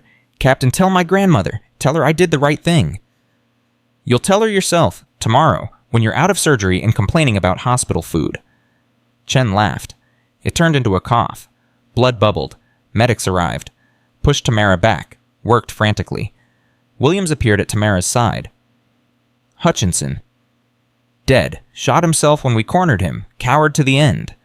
Tamara watched the medics work. Watched them load Chen onto a stretcher. Watched the doors close on the ambulance. She's young, Williams said quietly. Strong. She'll make it. She better. I promised her a job. She's supposed to join anti-corruption unit. They walked through the warehouse. The 7 people arrested were being processed. Store executives, precinct commanders, everyone involved in trying to resurrect Phase 2. But the architect was dead, and his operation was finished. At 2 a.m., Tamara stood in the hospital waiting room. Davidson brought coffee. Williams paced. Agent Rodriguez dozed in a chair. At 3:15 a.m., a surgeon emerged. Family of Jasmine Chen, Tamara stood. I'm her captain. She's stable. The bullet missed major organs. She lost blood, but we got her in time. She'll need recovery time, but she should make a full recovery. The relief was crushing. Tamara's knees nearly gave out. Can I see her? Tomorrow? Let her sleep tonight? But Tamara stood outside Chen's room anyway. Watched through the window as Chen slept pale but breathing. Margaret Chen arrived an hour later. The elderly woman from Save Mart. She looked tiny and terrified. Is she... She's going to be okay, Tamara said gently. Your granddaughter is a hero, Mrs. Chen. She helped stop a national conspiracy. She saved countless lives, and she nearly gave her own doing it. Margaret's eyes filled with tears. She called me yesterday, said she was finally doing something that mattered, something that would make me proud. You should be proud. She's the best officer I've ever worked with. Margaret looked through the window at her granddaughter. She said you inspired her, that video of your arrest. She said if you could stand up to corruption, so could she. She was brave long before she met me. She just needed permission to show it. They stood together in silence. Two women who'd said enough, who'd fought back, who'd refused to let injustice win. At dawn, Tamara finally left the hospital. The city was waking up. Morning news showed footage of the arrests. Headlines screamed about Phase 2, about Hutchinson's death, about the national conspiracy exposed. Her phone rang constantly. Interview requests, press conferences, city council wanting statements. She ignored all of it, went back to the FBI command center. Williams met her at the door. "You should rest." "I'll rest when this is finished. What's the damage?" 37 officers arrested in Chicago, 7 executives all talking, trying to make deals. "We've identified 4 more cities where similar operations were planned. Field offices are moving now." And then, making good on his deal, giving us everything. Names, financials, methods. He's dismantling his own creation. What happens to him? Toward federal prison, but probably reduced sentence for cooperation, maybe 10 years instead of 30. Is that justice? Williams considered. Justice is complicated. He did terrible things, but he's helping us stop even worse things. That has to count for something. Tamara wasn't sure she agreed, but she was too tired to argue. Rodriguez approached with a tablet. "Captain Brooks, you need to see this." Another video, but this one wasn't from Riverside or Chicago. It was from Seattle. A Save Mart store. Yesterday afternoon, a black woman in her 60s selecting bread. A manager watching, a patrol officer approaching. The same scene, the same targeting, the same injustice. Except this time before the officer could speak, a crowd of shoppers surrounded the woman, protected her, filmed everything, called the manager out directly. "We've seen the videos," one shopper said to the camera. "We know what you're doing, and we're not letting it happen here." The officer backed off. The manager retreated. The woman finished shopping and left safely. "It's happening everywhere," Rodriguez explained. "Your arrest, your press conference, the Chicago raids, it's changing things. People are watching now. They're protecting each other. They're saying no." Tamara watched the video again, saw the crowd, saw the solidarity, saw change happening in real time. How many videos like this are there? Dozens, maybe hundreds, across the country. People are refusing to let this happen anymore. William smiled. "You did that, Captain Brooks. You gave people permission to fight back." "I just told the truth." That's exactly what they needed to hear. At 9 a.m., Tamara stood before Riverside City Council. The chambers were packed. Media everywhere. Citizens filling every seat. Councilman Davis glared at her from behind his podium. "Captain Brooks, you've caused quite a disruption. Your press conference, your accusations, your arrests, they've damaged this city's reputation significantly." "With respect, Councilman, I didn't damage anything. I exposed the damage that was already there." "You made Riverside look corrupt." "Riverside was corrupt. The difference is now everyone knows it." Davis sputtered. "How dare you? I dare because $47 million was stolen from innocent people in this city. I dare because 472 people were falsely arrested. I dare because your friend Howard Hutchinson built an empire on racism and theft, and you want me to apologize for bringing it down." The crowd erupted in applause. Davis banged his gavel. "Order, I will have order." But no one was listening to him anymore. A woman stood in the back, 30-something, professional clothes. "Councilman Davis, my name is Patricia Morrison. 3 years ago, I was arrested at Save Mart for shoplifting. I didn't steal anything. I had my receipt, but they arrested me anyway. Took my car, said it was evidence. I never got it back. Lost my job because I couldn't get to work. Lost my apartment. Spent 6 months homeless with my daughter." Another person stood. "Marcus Jackson, arrested 2 years ago. Same store, same story." Another. "Linda Chen, 18 months ago." Another. 20 people stood, then 30, then 50, all with the same story, all victims of the same system, all finally being heard. Davis's face went red. "This is not the time or place." "When is the time?" Patricia demanded. "When is the place?" "You didn't want to hear us then. You don't want to hear us now. But Captain Brooks heard us. She lived what we lived, and she fought back." The applause was deafening. Davis tried to speak, but gave up. Sat down, defeated. Another council member stood. Councilwoman Reed. Mid-50s, black woman. She'd been quiet until now. "Captain Brooks, on behalf of this council, the members who still have integrity, I apologize. For what happened to you. For what happened to all these people. and I move that we establish an independent oversight committee to review every arrest made at Save Mart locations both in the past 5 years. Everyone who was falsely arrested deserves justice, deserves compensation, deserves their lives back. Seconded, another council member called. The motion passed 7-2. Davis and his ally were outvoted. After the meeting, people swarmed Tamara, thanking her, hugging her, crying. Patricia Morrison held both Tamara's hands. You gave us our voices back. Thank you. You always had your voices. I just made people listen. But Patricia shook her head. No, you made them care. There's a difference. Outside City Hall, reporters mobbed her. Questions flew like bullets. Captain Brooks, what's next? How many more cities are involved? Will you run for office? That last question made her laugh.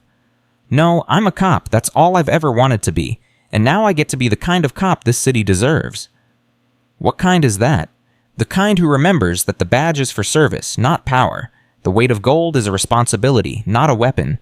She pushed through the crowd, found her car, drove back to headquarters. Captain Hall met her in the parking lot. You did good today. It's not over yet. It is for you. You've done your part, more than your part. Time to let others carry the weight for a while. Tamara wanted to argue, but exhaustion finally caught up with her. Maybe you're right. I am right. Go home, Tamara. Sleep. The world will still be here tomorrow. Tamara drove home. Her apartment was exactly as she'd left it 3 days ago. Groceries still sitting on the counter. Blueberries, chicken seasoning, milk. She'd never put them away. She did so now, methodically, finding comfort in the mundane task. Then she sat on her couch, alone, in silence. And for the first time since the arrest, she let herself feel it all. The fear, the rage, the humiliation, the exhaustion, the weight. She cried, hard, for herself, for Chen lying in a hospital bed, for Daniel Crawford and his daughter's apples, for Patricia Morrison and her lost car and lost apartment, for every person who'd been targeted and broken by a system that saw them as revenue instead of humans. She cried until she had nothing left. Then she dried her eyes, stood, walked to her bathroom mirror. Her reflection stared back. Older, scarred, tired, but unbroken. She touched her badge. Badge 1147, the weight of gold. It was heavier now, heavier than ever. But she'd carry it. Because that's what she did. That's who she was. Tomorrow she'd go back to work. Tomorrow she'd train Chen when she recovered. Tomorrow she'd help Patricia Morrison and all the others rebuild their lives. Tomorrow she'd keep fighting. But tonight she'd rest. She'd earned it. The wait could wait until morning. Morning came too quickly. Tamara's phone buzzed at 6 a.m. with a text from Williams City Hall. 8 a.m. Bring coffee. It's going to be a long day. She showered, dressed clipped on badge 1147. The mirror showed someone who looked almost normal, almost rested. The lie was convincing enough. City Hall's main conference room was packed when she arrived. FBI agents, city officials, lawyers, and at the head of the table, Mayor Richard Chen, no relation to Jasmine, looking like he'd aged a decade overnight. Captain Brooks. The mayor stood, extended his hand. Thank you for coming. Tamara shook it. His grip was weak, defeated. Let's skip the pleasantries, Mr. Mayor. Why am I here? The mayor gestured to a seat. Williams was already there along with Davidson and Agent Rodriguez. Captain Hall sat to Tamara's right. We have a problem, the mayor began. The Oversight Committee approved yesterday needs to review 5 years of arrests. That's approximately 2,000 cases. Each one requires investigation, victim notification, potential compensation hearings. That's not a problem, Tamara said. That's justice. It's also $10 million in estimated settlements. The city doesn't have that budget. Then find it, sell something, cut salaries. I don't care. Those people deserve their money back. The mayor's lawyer, a nervous man in his 30s, spoke up. Captain Brooks, perhaps we could structure settlements over time. Spread payments across 5 years. No, Tamara's voice cut like steel. These people have waited long enough. Some waited 3 years. Some lost everything while they waited. No more delays, no more excuses. You pay them now. The city will go bankrupt. Then the city should have thought about that before letting Hutchinson run a criminal enterprise from the deputy mayor's office. Tamara leaned forward. You want my help fixing this mess, fine. But we do it right. Full compensation. Immediate payments. No games, no delays. The mayor looked at Williams.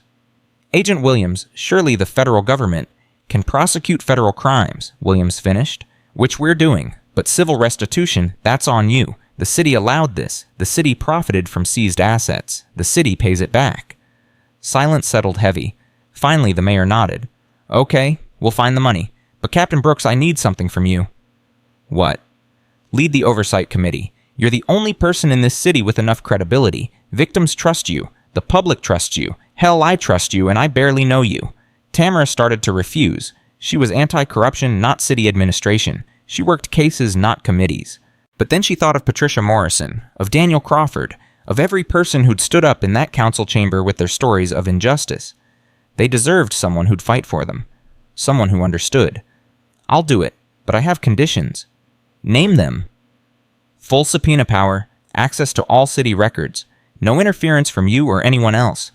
I report directly to the Oversight Committee, not to you, and every decision we make gets published publicly, complete transparency." The mayor's lawyer looked horrified. "Mr. Mayor, that's an extraordinary amount of power." "Done," the mayor said. "You have everything you asked for. Just fix this." After the meeting, Williams pulled Tamara aside. "You know what you just signed up for. A nightmare. Worse, you're going to be the most hated person in city government. Every cop whose friend gets charged, every bureaucrat whose department gets audited, they'll come after you. Let them." Tamara checked her phone. Message from the hospital. Chen was awake and asking for her.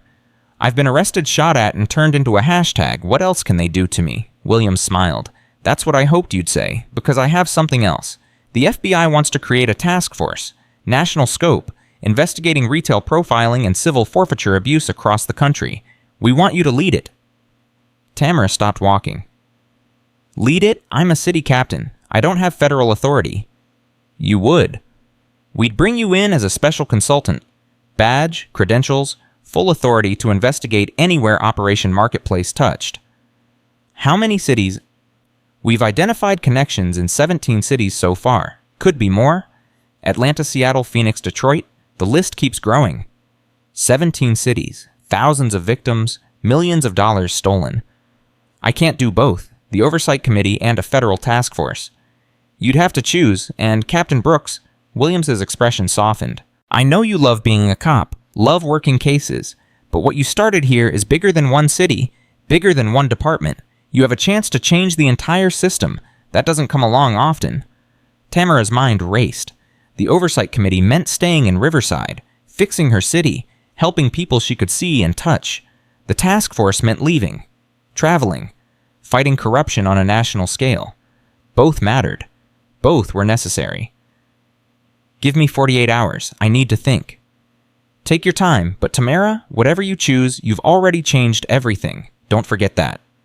At the hospital, Chen looked small in the bed, pale, tubes and wires everywhere, but her eyes lit up when Tamara entered. "Captain." Her voice was hoarse. "Did we win?"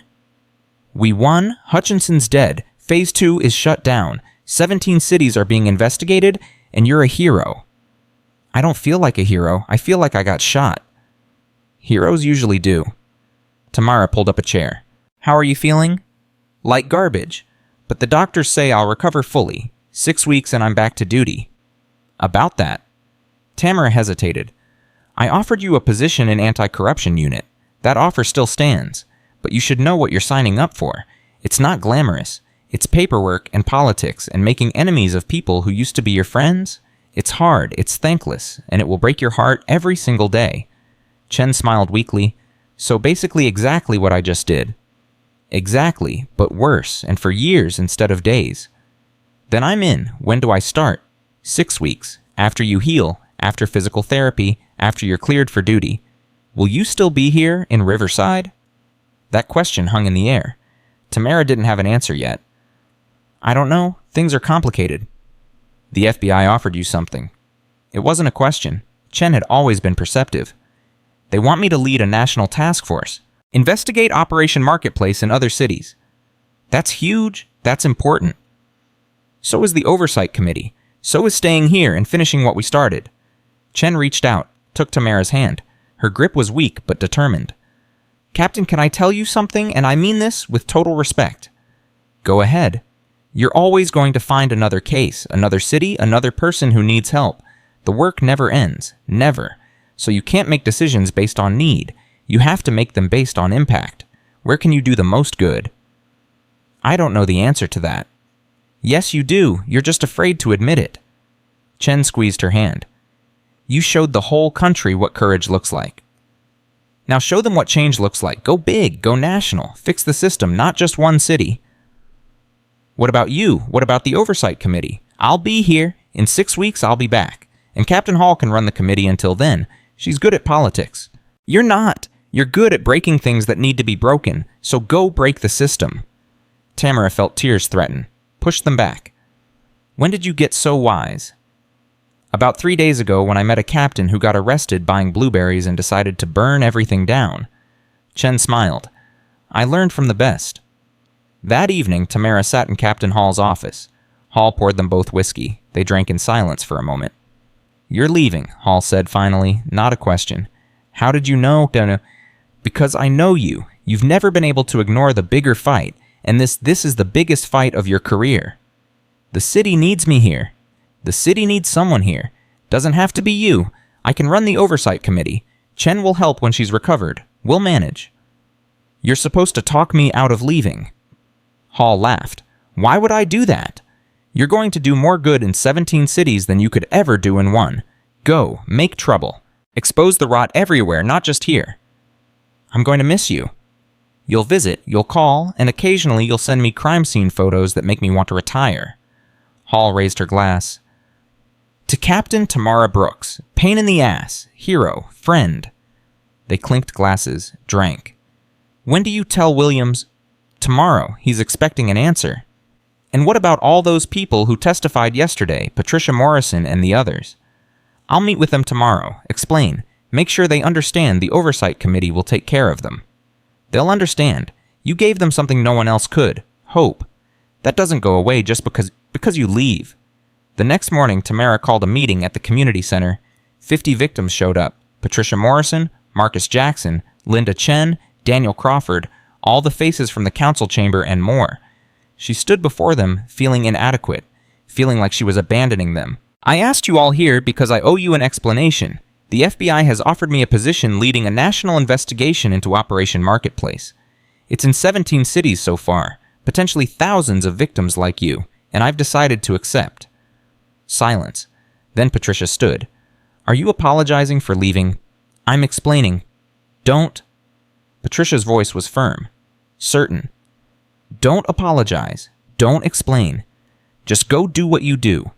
What you did here, that needs to happen everywhere. So go make it happen. Marcus Jackson stood next. When I was arrested, I felt alone, powerless, like the system would crush me and no one would care. You proved that wrong. You proved someone cares. So go prove it to everyone else. One by one they stood. 50 people. 50 voices, all telling her to go. All thanking her for what she'd already done. Linda Chen, no relation to Jasmine, approached after. Older woman, tired eyes. My daughter shops at Save Mart in Phoenix. I worry about her every day. If you can stop what happened here from happening there, you save my daughter. You save everyone's daughters. Tamara hugged her, felt the weight of responsibility settle heavier.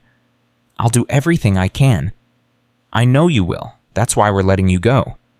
That afternoon, Tamara met Williams at the FBI field office. I'm in, she said without preamble. I'll lead the task force. Williams grinned. I knew you would. When can you start? Give me 2 weeks. I need to transition the Oversight Committee, train my replacement, say proper goodbyes. Done. Your official title will be Special Agent in Charge, Civil Rights Division Task Force Marketplace.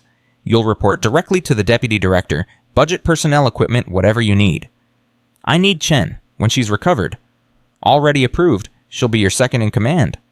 I need Rodriguez. He's good with financial crimes. He's already asked a transfer. Apparently working with you beats sitting in Riverside. And I need complete autonomy, no political interference, no one telling me to back off when we get close to someone important. You'll have it. The director wants this done right, wants every city cleaned up, every victim compensated, every dirty cop in prison. Then we understand each other. Williams extended his hand. Welcome to the FBI Special Agent Brooks. She shook it, felt the title settle over her like new armor. Special Agent, not Captain anymore. The weight shifted. Different. Heavier. But she'd carry it. 2 weeks passed in a blur. Hall took over the oversight committee. Chen was released from the hospital and started physical therapy.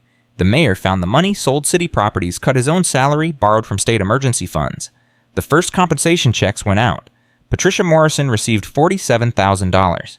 Her car's value plus 3 years of lost wages plus pain and suffering. She called Tamara crying. I can get an apartment again. I can get my daughter her own room. Thank you. Thank you. You earned it. You survived. That's harder than people know. Marcus Jackson bought a new car. Linda Chen paid off medical debt. Daniel Crawford opened a college fund for his daughter. One by one, lives were rebuilt. On Tamara's last day in Riverside, the department threw a reception. Small, informal. Officers she'd worked with for 17 years. Some looked at her with respect. Others with resentment.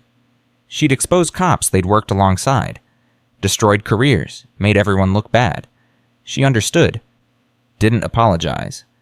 Sergeant Morrison approached, the desk sergeant who'd first recognized her during the arrest. Captain, sorry, Agent Brooks, this is for you. He handed her a shadow box, inside her old captain's badge, badge 1147, mounted on black velvet with a plaque, Captain Tamara Brooks, Riverside PD 2008-2025. Integrity, courage, justice. You're retiring the number, Tamara's voice caught. No one else should wear it. That badge means something now. Means standing up when everyone else sits down. Means doing right when wrong is easier. Morrison's voice was gruff. You made us all better cops, even the ones who hate you for it. I didn't mean to... Yes, you did. And we needed it.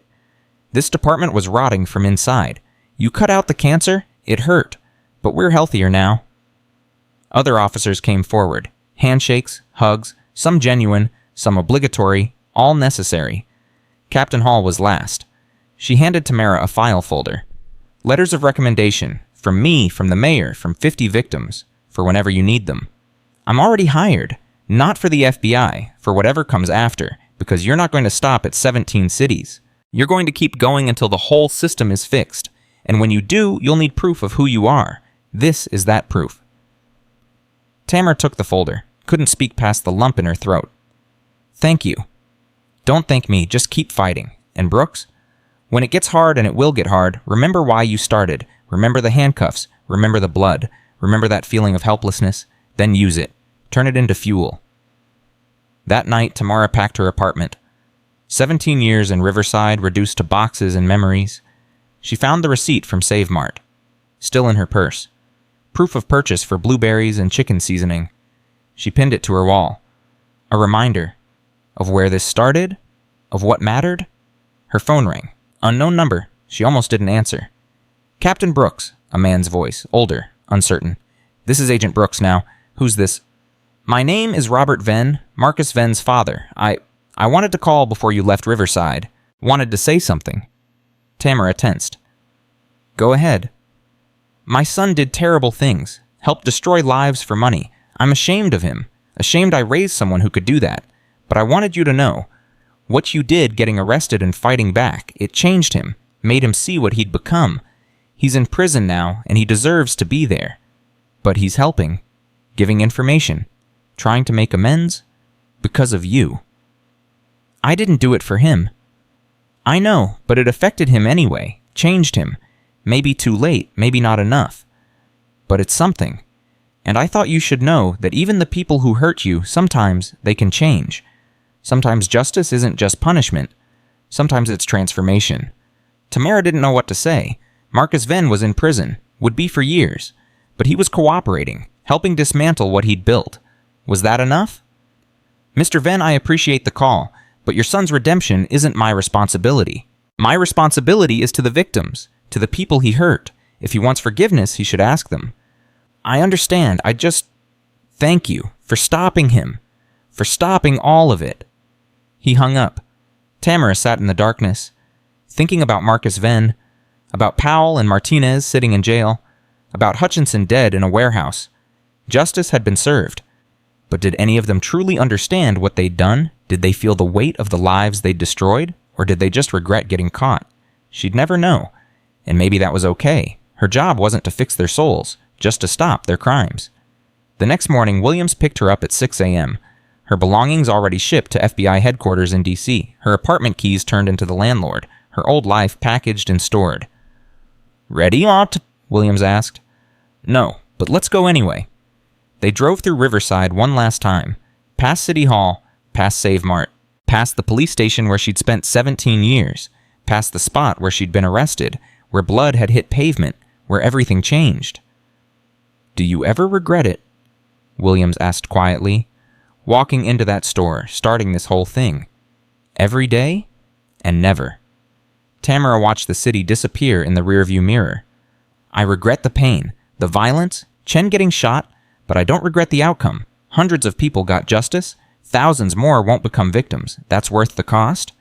Even though it cost you your home, your rank, your normal life. I never had a normal life. Been a cop too long for that." She touched her new badge.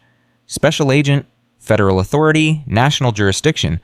Besides, this isn't an ending. It's an expansion. Riverside was the prototype. Now we scale it. They reached the city limits. The sign read, "Thanks for visiting Riverside. Come back soon." Tamara smiled grimly. "I don't think I will. This city has enough heroes now. Time to make some more." Williams drove onto the highway, heading east, toward D.C., toward 17 cities that needed cleaning, toward a system that needed breaking, toward the fight that would define the rest of Tamara's career. Behind them, Riverside kept living. Patricia Morrison moved into her new apartment. Daniel Crawford's daughter started a college fund. Chen began physical therapy. Hall ran the oversight committee with fierce dedication. Life continued. Better, cleaner, more just, because one woman bought groceries or fizz and refused to stay silent. At FBI headquarters, Tamara's new office waited. 17th floor, windows overlooking D.C., a desk piled with case files from 17 cities, charts on the walls showing connections, names, faces, victims waiting for justice. Rodriguez was already there organizing files. "Agent Brooks, welcome to Chaos. Where do we start?" "Atlanta, 3 stores, 17 officers. Operation started 6 months ago, still active, still making arrests." "How many victims?" 43 confirmed. "Probably more." 43 people. 43 Patricia Morrisons, 43 Daniel Crawfords, 43 lives waiting to be saved. "Then Atlanta's first. We deploy in 48 hours. I want full surveillance on all 3 stores. I want to know every officer involved, every manager, every city official who turned a blind eye." "On it. And Agent Brooks?" "There's something else. We got another anonymous tip. Same encryption as before. Same untraceable server." "What did it say?" Rodriguez handed her a printed email. Single line, "The weight grows heavier in Phoenix. Operation Goldmine. 23 officers, 5 stores. Launch date December 1st. Operation Goldmine. Tamara's blood chilled. They're still expanding, still planning. Looks like Hutchinson wasn't the only architect. There are others, and they're not stopping. Tamara looked at the map on her wall. 17 cities with pins.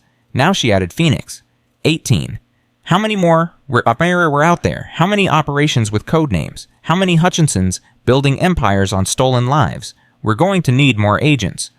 Already requested. Director approved 20 additional personnel. They arrive next week.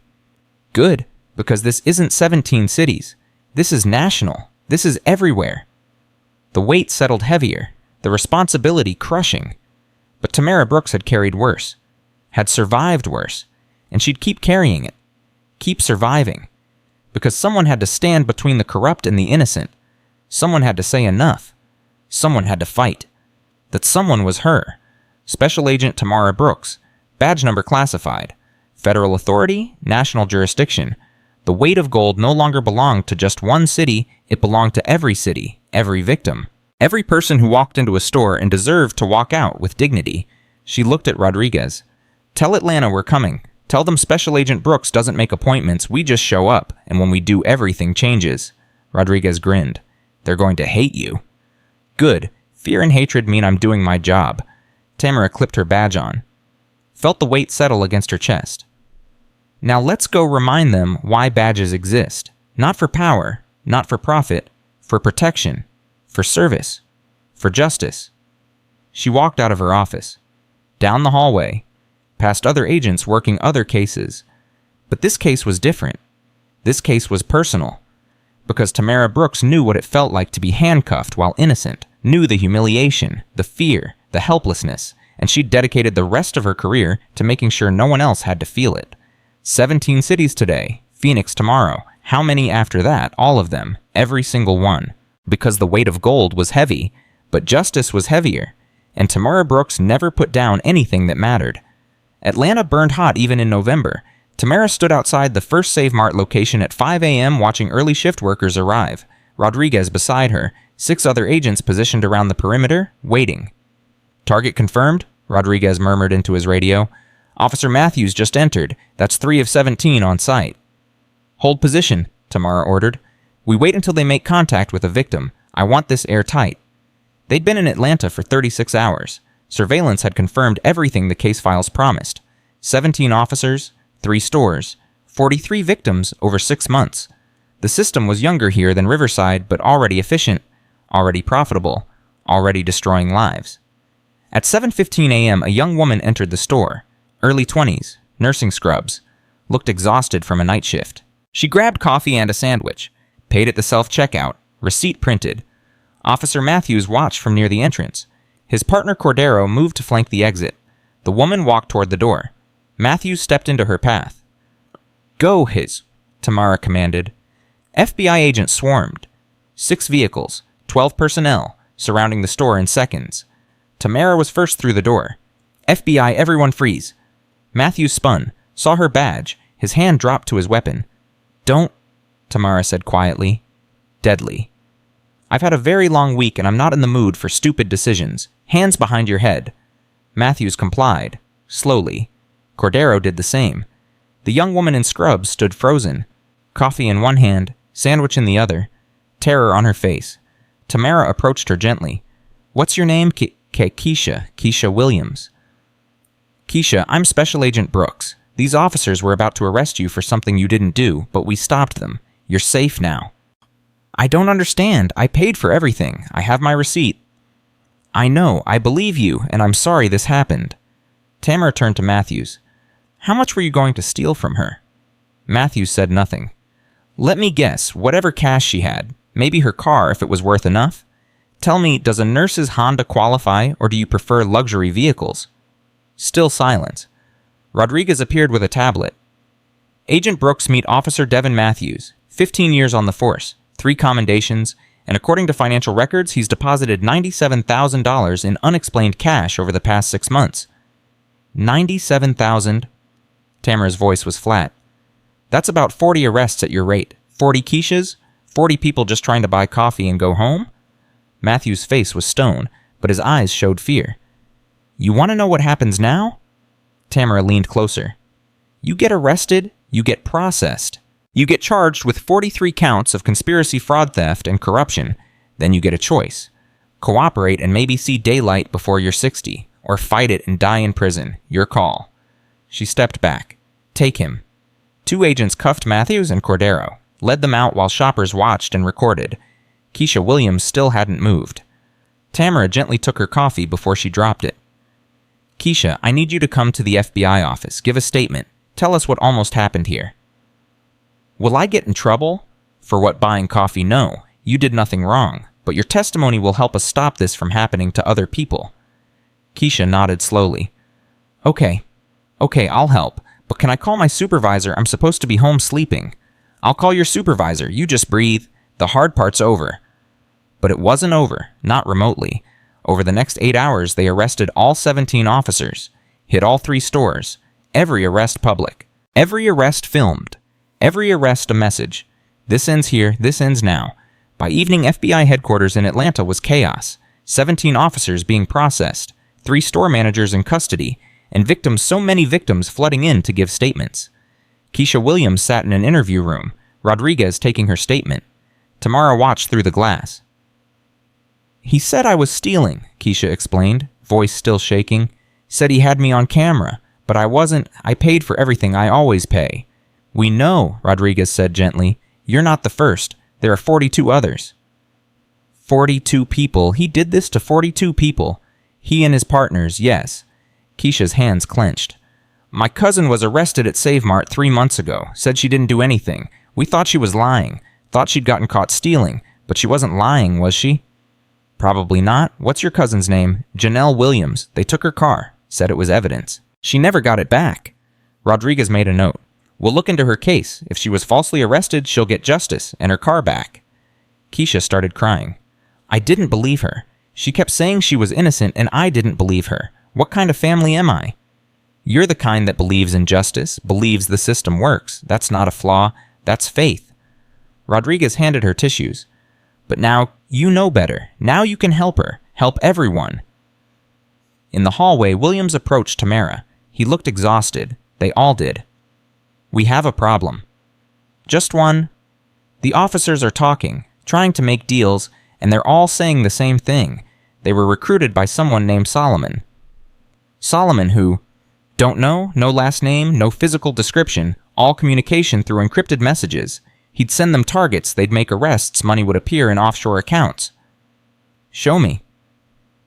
Williams led her to a conference room. Laptops open everywhere. Financial records sprawling across screens. Agent Davidson, who'd flown in from Chicago, pointed to transaction logs. Every officer has the same pattern. Arrests happen. Within 48 hours, deposits appear in accounts registered to shell companies in the Caymans. The companies all trace back to a holding corporation called Goldweight Industries. Goldweight, Tamara repeated. The anonymous tip had mentioned Operation Goldmine. Now Goldweight Industries. That's not coincidence. No, and here's where it gets interesting. Goldweight Industries owns 37 Save Mart locations across 12 states, including all the stores in Riverside, Chicago, and here. The room went silent. 37 stores, Tamara breathed. Not 17 cities, 37. At minimum, could be more we haven't found yet. Tamara's mind raced. Hutchinson had been deputy mayor in Riverside, but someone above him owned Goldweight. Someone with enough money and power to orchestrate this across multiple states. Someone named Solomon. We need to find the anonymous tipster, whoever sent us the Phoenix information. They know about Goldweight. They know about Solomon. They're trying to help us. Or they're manipulating us, Williams cautioned, leading us where they want us to go. Either way, Phoenix is next. The tip said December 1st. That's 3 weeks. If we're going to stop it, we move now. Davidson shook her head. We don't have the resources. Atlanta took everything we had. If we deploy to Phoenix, we leave other cities vulnerable. Then we request more resources, more agents, more funding. The director won't approve it without proof Phoenix is actually happening. The anonymous tip isn't proof, not without corroboration. Tamara wanted to scream, wanted to throw something. They were so close to stopping this before it spread further. But bureaucracy moved slowly, and corruption moved fast. Fine, I'll get proof. She grabbed her jacket. Rodriguez Chen, you're with me. Chen's still on medical leave, Rodriguez pointed out. Then I'll conference her in. Move. They booked flights to Phoenix that night, arrived at 3 a.m. local time, rented a car, and drove straight to the first Save Mart location on the list. The store was dark, closed, but next door was a 24-hour diner. Tamara parked where she could watch both. What are we looking for? Rodriguez asked. Patterns, officers doing surveillance, managers arriving early, anything that suggests they're planning something. This could take days. Then it takes days. Rodriguez sighed, called his wife, explained he'd be in Phoenix indefinitely. Tamara heard the resignation in his voice. The weariness. This job consumed everything. Marriages, sleep, normal life. But he stayed. Because he believed in it. At 6 a.m. as dawn broke, Tamara's phone rang. Unknown number again. She answered, "This is Brooks." Silence, then a voice, distorted, electronic. "Agent Brooks, you came to Phoenix." Her blood froze. Who is this? Someone who wants Solomon stopped. Someone who's been inside Goldweight for 3 years. Someone who's tired of watching innocent people destroyed. Are you the anonymous tipster? Yes. Why help us? What's in it for you? Redemption, same as Marcus Venn. I helped build this, now I need to tear it down. Then meet me, in person, give me evidence. Can't. Solomon watches everything. If I surface, I'm dead. Then how do I know you're real? How do I know this isn't a setup? Because in 30 seconds, a blue sedan will pull into the Save Mart parking lot, Arizona plates, Delta Charlie 7439. Driver is Officer Raymond Moss. He's doing surveillance, checking targets. He doesn't know you're watching. Tamara looked up. 30 seconds passed. A blue sedan pulled into the lot, Arizona plates. She couldn't see the full number, but the first letters matched. How did you I have access to everything. Communications, schedules, financial records. Solomon thinks the system is secure. It's not for me. Who is Solomon? That's the question, isn't it? Even I don't know. All communication is encrypted, routed through proxies. But I know this Phoenix launches December 1st. 5 stores, 23 officers. And if you stop it, Solomon will just move to another city. Las Vegas, Portland, Denver. The network is bigger than you think. How much bigger? National, maybe international. Goldweight Industries has shell companies in 6 countries. This isn't just retail profiling anymore, Agent Brooks. This is organized crime with a corporate structure. Tamara's head spun. International 6 countries. I need proof, hard evidence, something I can take to the director. Check your email in 10 minutes. You'll have everything you need. The voice paused. And Agent Brooks, be careful. Solomon knows about you. Knows about Riverside and Chicago. You're making him nervous. Nervous people make dangerous decisions. Is that a threat? It's a warning from someone who doesn't want to see you end up like Hutchinson. The line went dead. Rodriguez stared at her. What the hell was that? Our tipster. They're real. They're inside Goldweight. And they just confirmed Phoenix. 10 minutes later, Tamara's email pinged. Encrypted file. Password protected. The password was a single word, justice. She opened it. Spreadsheets, communications logs, organizational charts, financial transactions spanning 3 years and 37 locations. And at the center of it all, a blank space where a name should be. The architect, the mastermind, Solomon. But there were other names. Officers, managers, city officials, hundreds of them. Mother of God, Rodriguez whispered, looking over her shoulder. This is everyone. Every person involved. Every dirty cop. Every complicit bureaucrat. This is proof, Tamara said. This is everything we need. She forwarded it to Williams, to Davidson, to the director. Her phone rang immediately, the director himself. Agent Brooks, what am I looking at? The entire Operation Marketplace network, sir.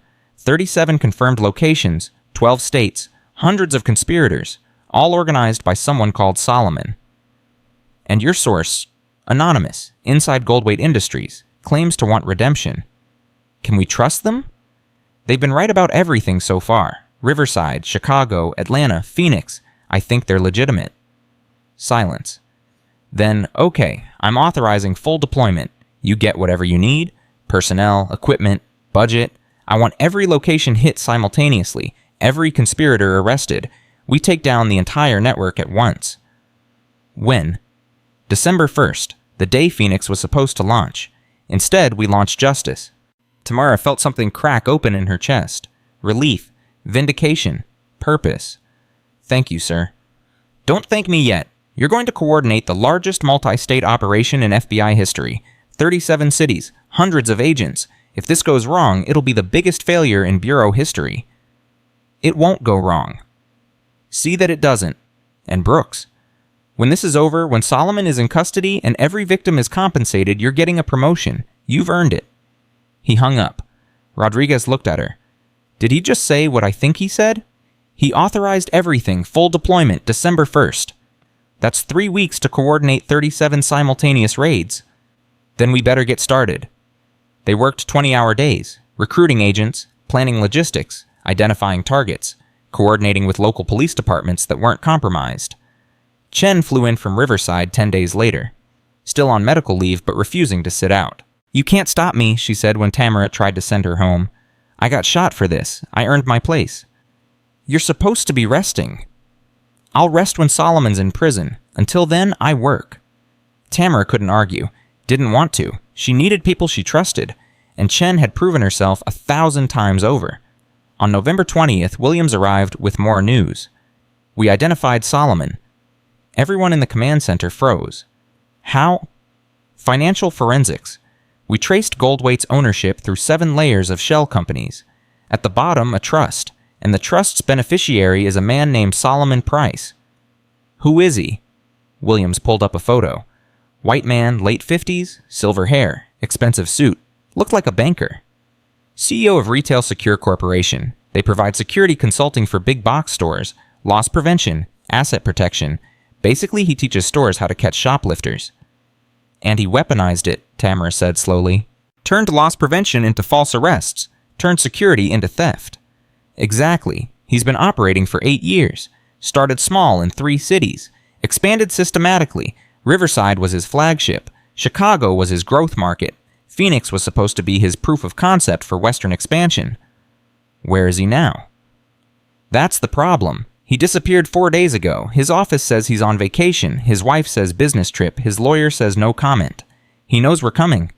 Probably, but we have warrants. For him, for every officer, for every manager. December 1st happens regardless. Tamara looked at the photo. Solomon Price, the architect of Operation Marketplace, the man who'd built an empire on racism and corruption. We'll find him. He can't hide forever. Actually, he can. He has resources, money, connections, could be in another country by now. Then we make it too expensive to hide. We take everything from him, every asset, every account, every piece of his empire. We burn it all down until he has no choice but to surface. William smiled grimly. I'll notify Treasury. Start freezing accounts. 3 days before the operation, Tamara's anonymous contact called again. You found Solomon. We did, thanks to your information. He's not in another country. He's in Denver. How do you know, Because I'm with him. I'm his assistant. Have been for 3 years. Tamara's breath caught. You're inside his inner circle. I'm the one who manages his communications, routes his messages, encrypts his orders. I'm the only one who knows how the whole system works. That's why he keeps me close. That's why I can help you. Why tell me now? Because on December 1st, when you hit all 37 locations, he's planning to activate a contingency. 6 new cities, ready to launch, already staffed, already operational. You'll think you won, but he'll just rebuild.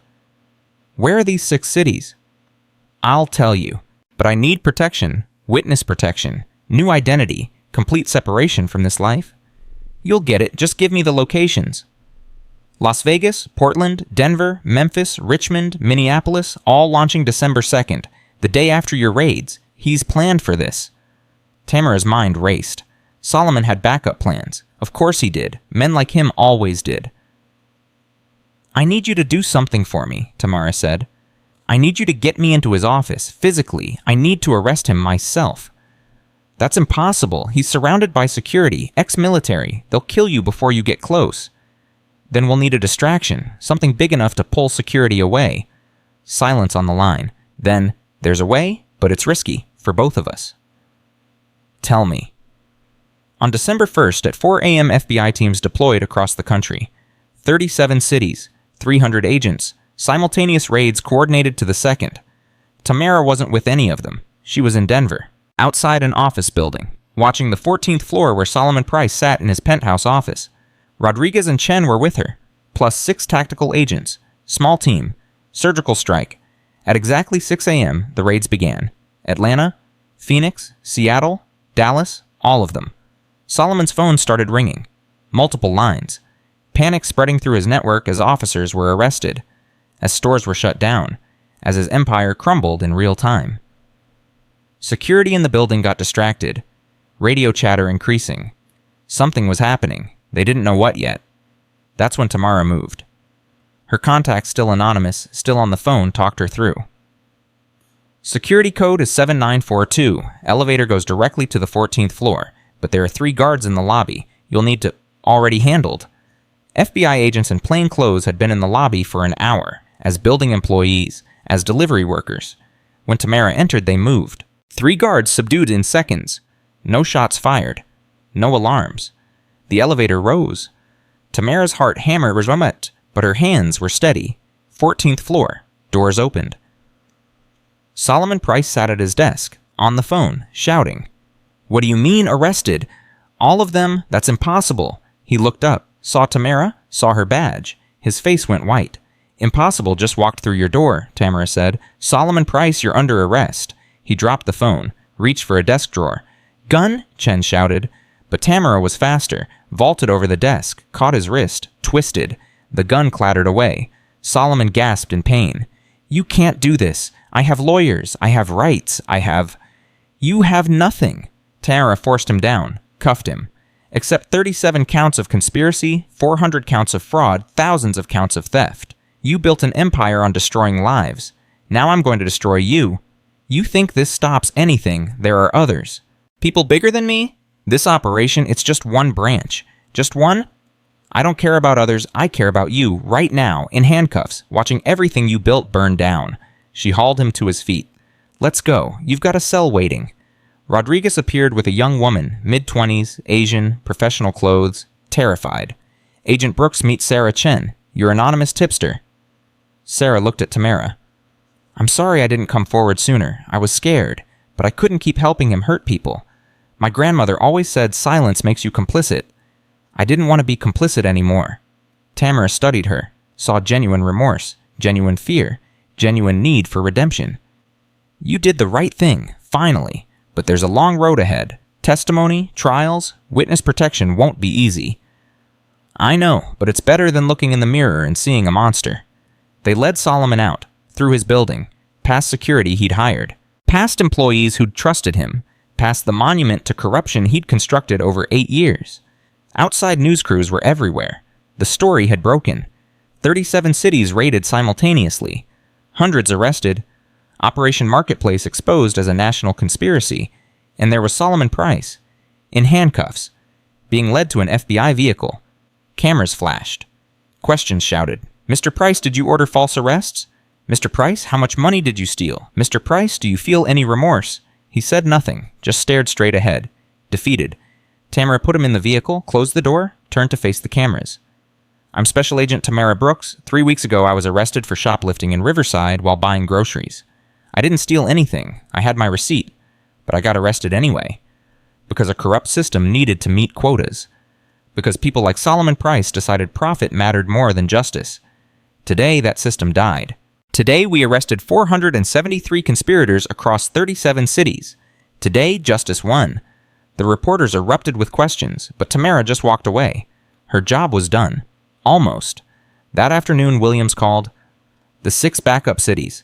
Memphis, Portland, all of them. We hit them too. Sarah Chen gave us everything. Every location, every officer. We got them all. Any resist? Portland had a shootout. 2 officers wounded. Both will survive. Everyone else surrendered. And victims, are we compensating them? Federal court just issued a ruling. All victims will be compensated from seized gold-weight assets. The company had $400 million in liquid assets, more than enough to pay everyone back, and then some. $400 million, built on stolen cars and seized cash, built on pain and injustice. Now it would rebuild lives instead of destroying them. What about Solomon? Is he talking? Won't say a word, but he doesn't need to. Sarah Chen's testimony, plus the financial records, plus the arrest logs, he's done. He'll die in prison. Good. That evening, Tamara sat in her hotel room, exhausted, drained, victorious. Her phone rang. Captain Hall. I saw the news. You did it. You actually did it. We did it. All of us. You, Chen Rodriguez Williams, everyone. Don't diminish your role. You started this. In a Save Mart parking lot when you refused to stay silent. Everything that happened, every arrest, every victim compensated, every dirty cop in prison, it started with you. It started with injustice. I just shined a light on it. You did more than that. You changed the system. You proved one person can make a difference. Do you know how rare that is? How powerful? Tamara didn't feel powerful. She felt tired, worn, scarred, but also satisfied. The weight she'd been carrying for weeks for her entire career had lightened just a little. What happens now? Hall asked. I don't know. I thought I did. Thought I'd take down Marketplace and move on to the next case. But now I'm not sure. You're thinking about stopping. I'm thinking I've carried this weight long enough. Maybe it's time to let someone else carry it for a while. Or maybe it's time to redefine what the weight means. Maybe it's not about carrying burden. Maybe it's about carrying hope. Tamara thought about that. About badge 1147 mounted in a shadow box in Riverside. About her new federal badge. About all the badges worn by all the officers who'd done right when wrong was easier. Maybe Hall was right. Maybe the weight wasn't burden. Maybe it was purpose, responsibility, the privilege of standing between the corrupt and the innocent. I'll think about it, Tamara said. But Hall, thank you for believing in me, for supporting me, for being there when I needed someone to trust. Always. And Tamara, come visit Riverside sometime. Patricia Morrison asks about you. Daniel Crawford, too. They want to thank you in person. I will, soon. After she hung up, Tamara stood at the window. Denver spread below, lights twinkling, lives being lived, some touched by marketplace, most not, all deserving protection. Her phone buzzed. Text from Chen's surgery went well. Doctor says I'm cleared for full duty. When's our next case? Tamara smiled. Typed back, take a week, rest, celebrate, then we'll find the next fight.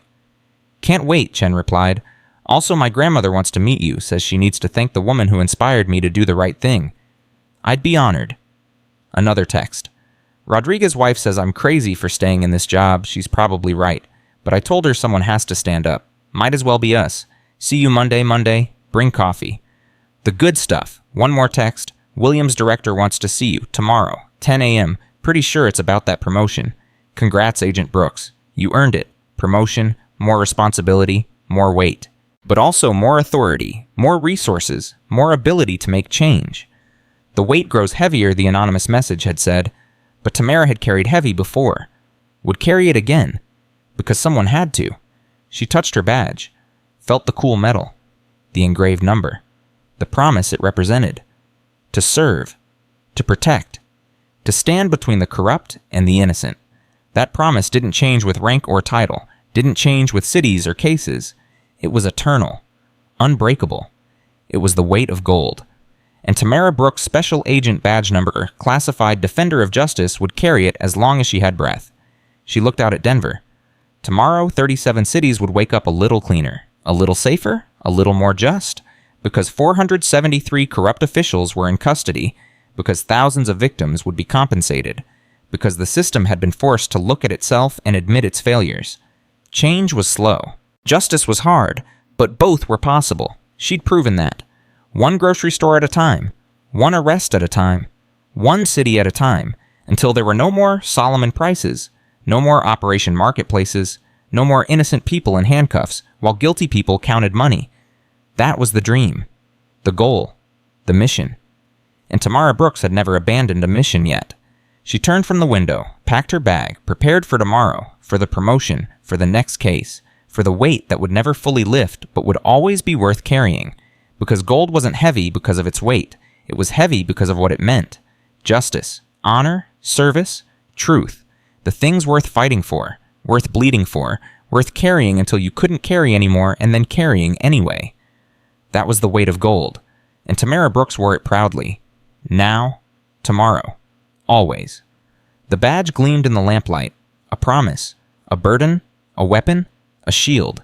Everything she needed to keep fighting. And she would keep fighting until the weight was lifted from everyone who'd ever been crushed by injustice. Until the system served the people instead of feeding off them. Until badges meant protection again instead of oppression. That was her mission, her purpose, her life. And she'd carry it as long as she lived. The weight of gold grew heavier with every case, every victim, every fight. But Tamara Brooks had broad shoulders, a strong spine, an unbreakable will. She'd carry the weight. All the way to justice, no matter how heavy it got.